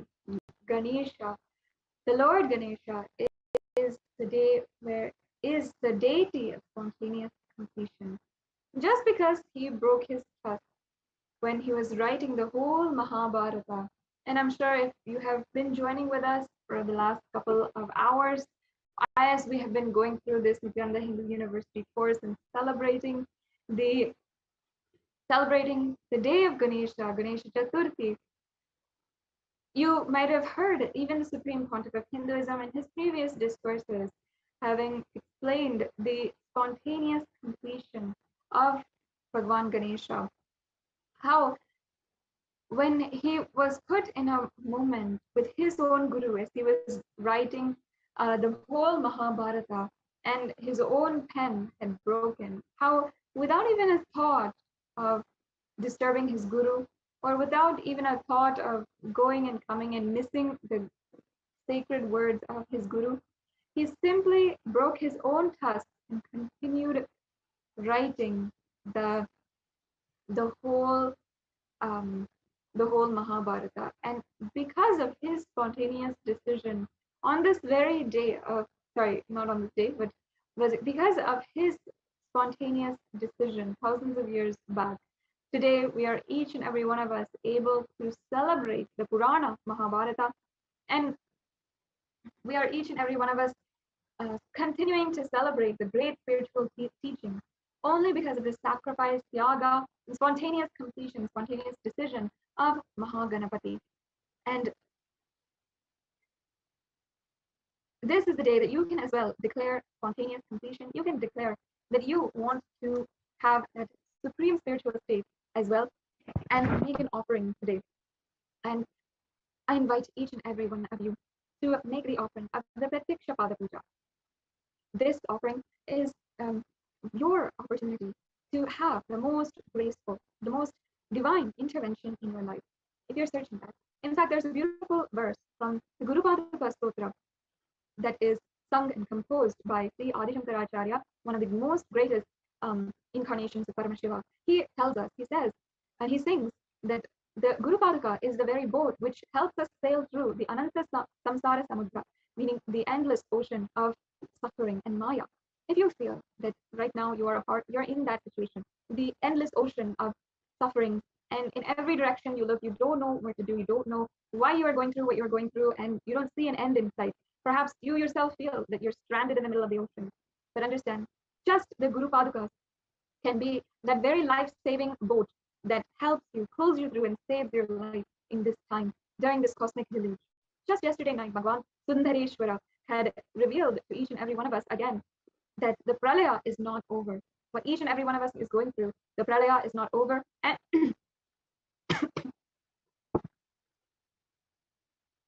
excuse me. And not only that, but that every single one of us is going through that pralaya in some way or form. This pralaya is not over, and beyond the capability of the Supreme Pontiff of Hinduism himself to explain to us this pralaya is happening. And even if we might not be able to understand at this time, it is now that we have to hold on and pray to the Guru, no matter what. And on this auspicious day of Ganesha Chaturthi, you can connect to Ganesha just through the blessings of the Supreme Pontiff of Hinduism, just through the blessings of the very incarnation, the Nijavatara, who is helping each and every one of us connect to Ganesha and removing all of our obstacles. You can worship the aspect of Ganesha, who is Guru, through the Nijavatara, the Supreme Pontiff of Hinduism, and offer the Pratyaksha Paadapuja. Tonight, we'll be having the Pratyaksha Paadapuja, and I invite each and every one of you also, even if you cannot make any of the offerings, if you're not able to, you've tried your best, please ensure that you are also staying connected by liking, subscribing on all the social media platforms, so that you can be able to witness the darshan of the Supreme Pontiff of Hinduism happening in just a few minutes, and also ensure that you are staying connected, so that as we are going throughout the day, and the live streams are happening from Adi Kailasa Sarvajnapeetham, as well as Maha Kailasa, as well as from the direct darshan of the Supreme Pontiff of Hinduism, you can ensure that you are staying connected, you have the notifications, and you don't miss an event happening with us, and you're able to stay connected and celebrate with us on this very auspicious day of Ganesh Chaturthi.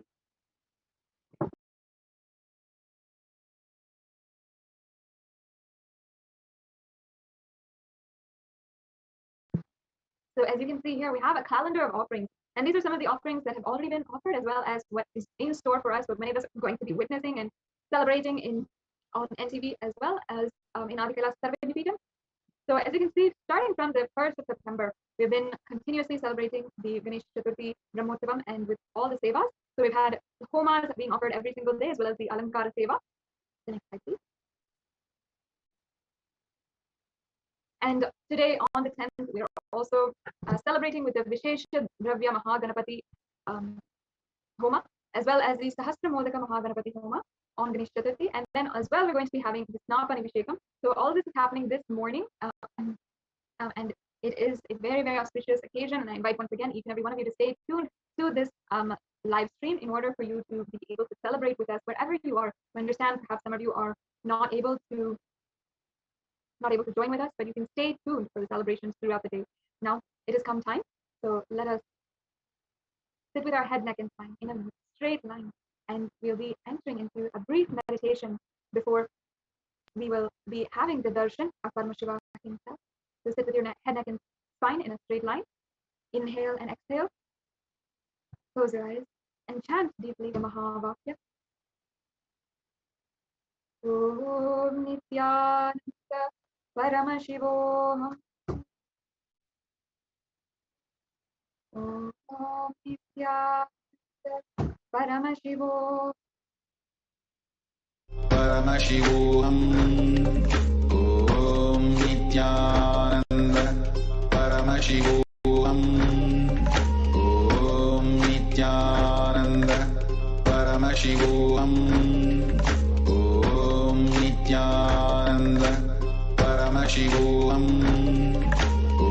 Om Nithyananda Paramashivoham. Om Nithyananda Paramashivoham. Om Nithyananda Paramashivoham. Om Nithyananda Paramashivoham. Om Nithyananda Paramashivoham. Om Nithyananda Param. Om Nithyananda Paramashivoham. Om Nithyananda Paramashivoham. Shivoham. Shivoham.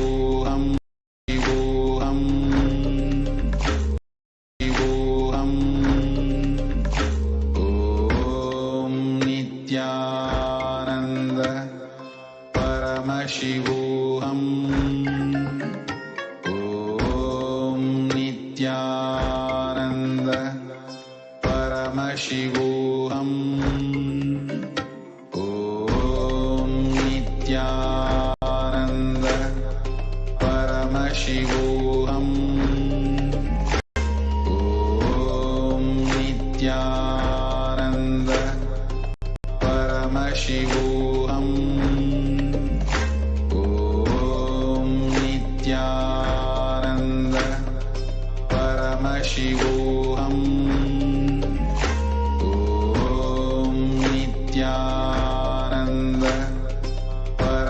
Shivoham. Om Nithyananda Paramashivoham. Om Nithyananda Paramashivoham. Om Nithyananda Paramashivoham. Om Nithyananda Paramashivoham. Om Nithyananda Paramashivoham. Om Nithyananda. Om Nithyananda Paramashivoham. Om Nithyananda Paramashivoham. Om Nithyananda Paramashivoham. Om Nithyananda Paramashivoham. Om Nithyananda Paramashivoham. Om Nithyananda Paramashivoham. Om Nithyananda Paramashivoham. Om Nithyananda Paramashivoham. Om Nithyananda Paramashivoham. Om Nithyananda Paramashivoham.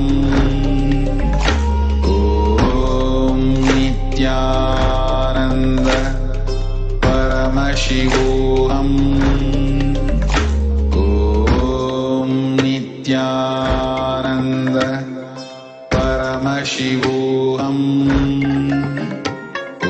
Om Nithyananda Paramashivoham. Om Nithyananda Paramashivoham. Om Nithyananda Paramashivoham. Om Nithyananda Paramashivoham. Om Nithyananda Paramashivoham. Om Nithyananda Paramashivoham. Om Nithyananda Paramashivoham. Om Nithyananda Paramashivoham.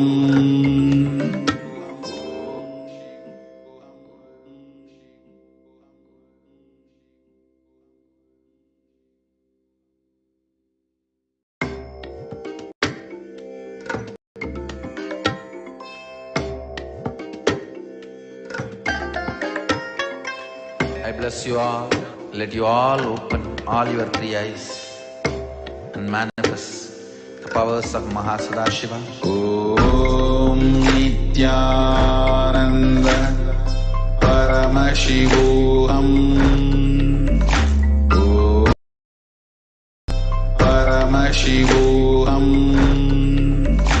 Om Nithyananda Paramashivoham.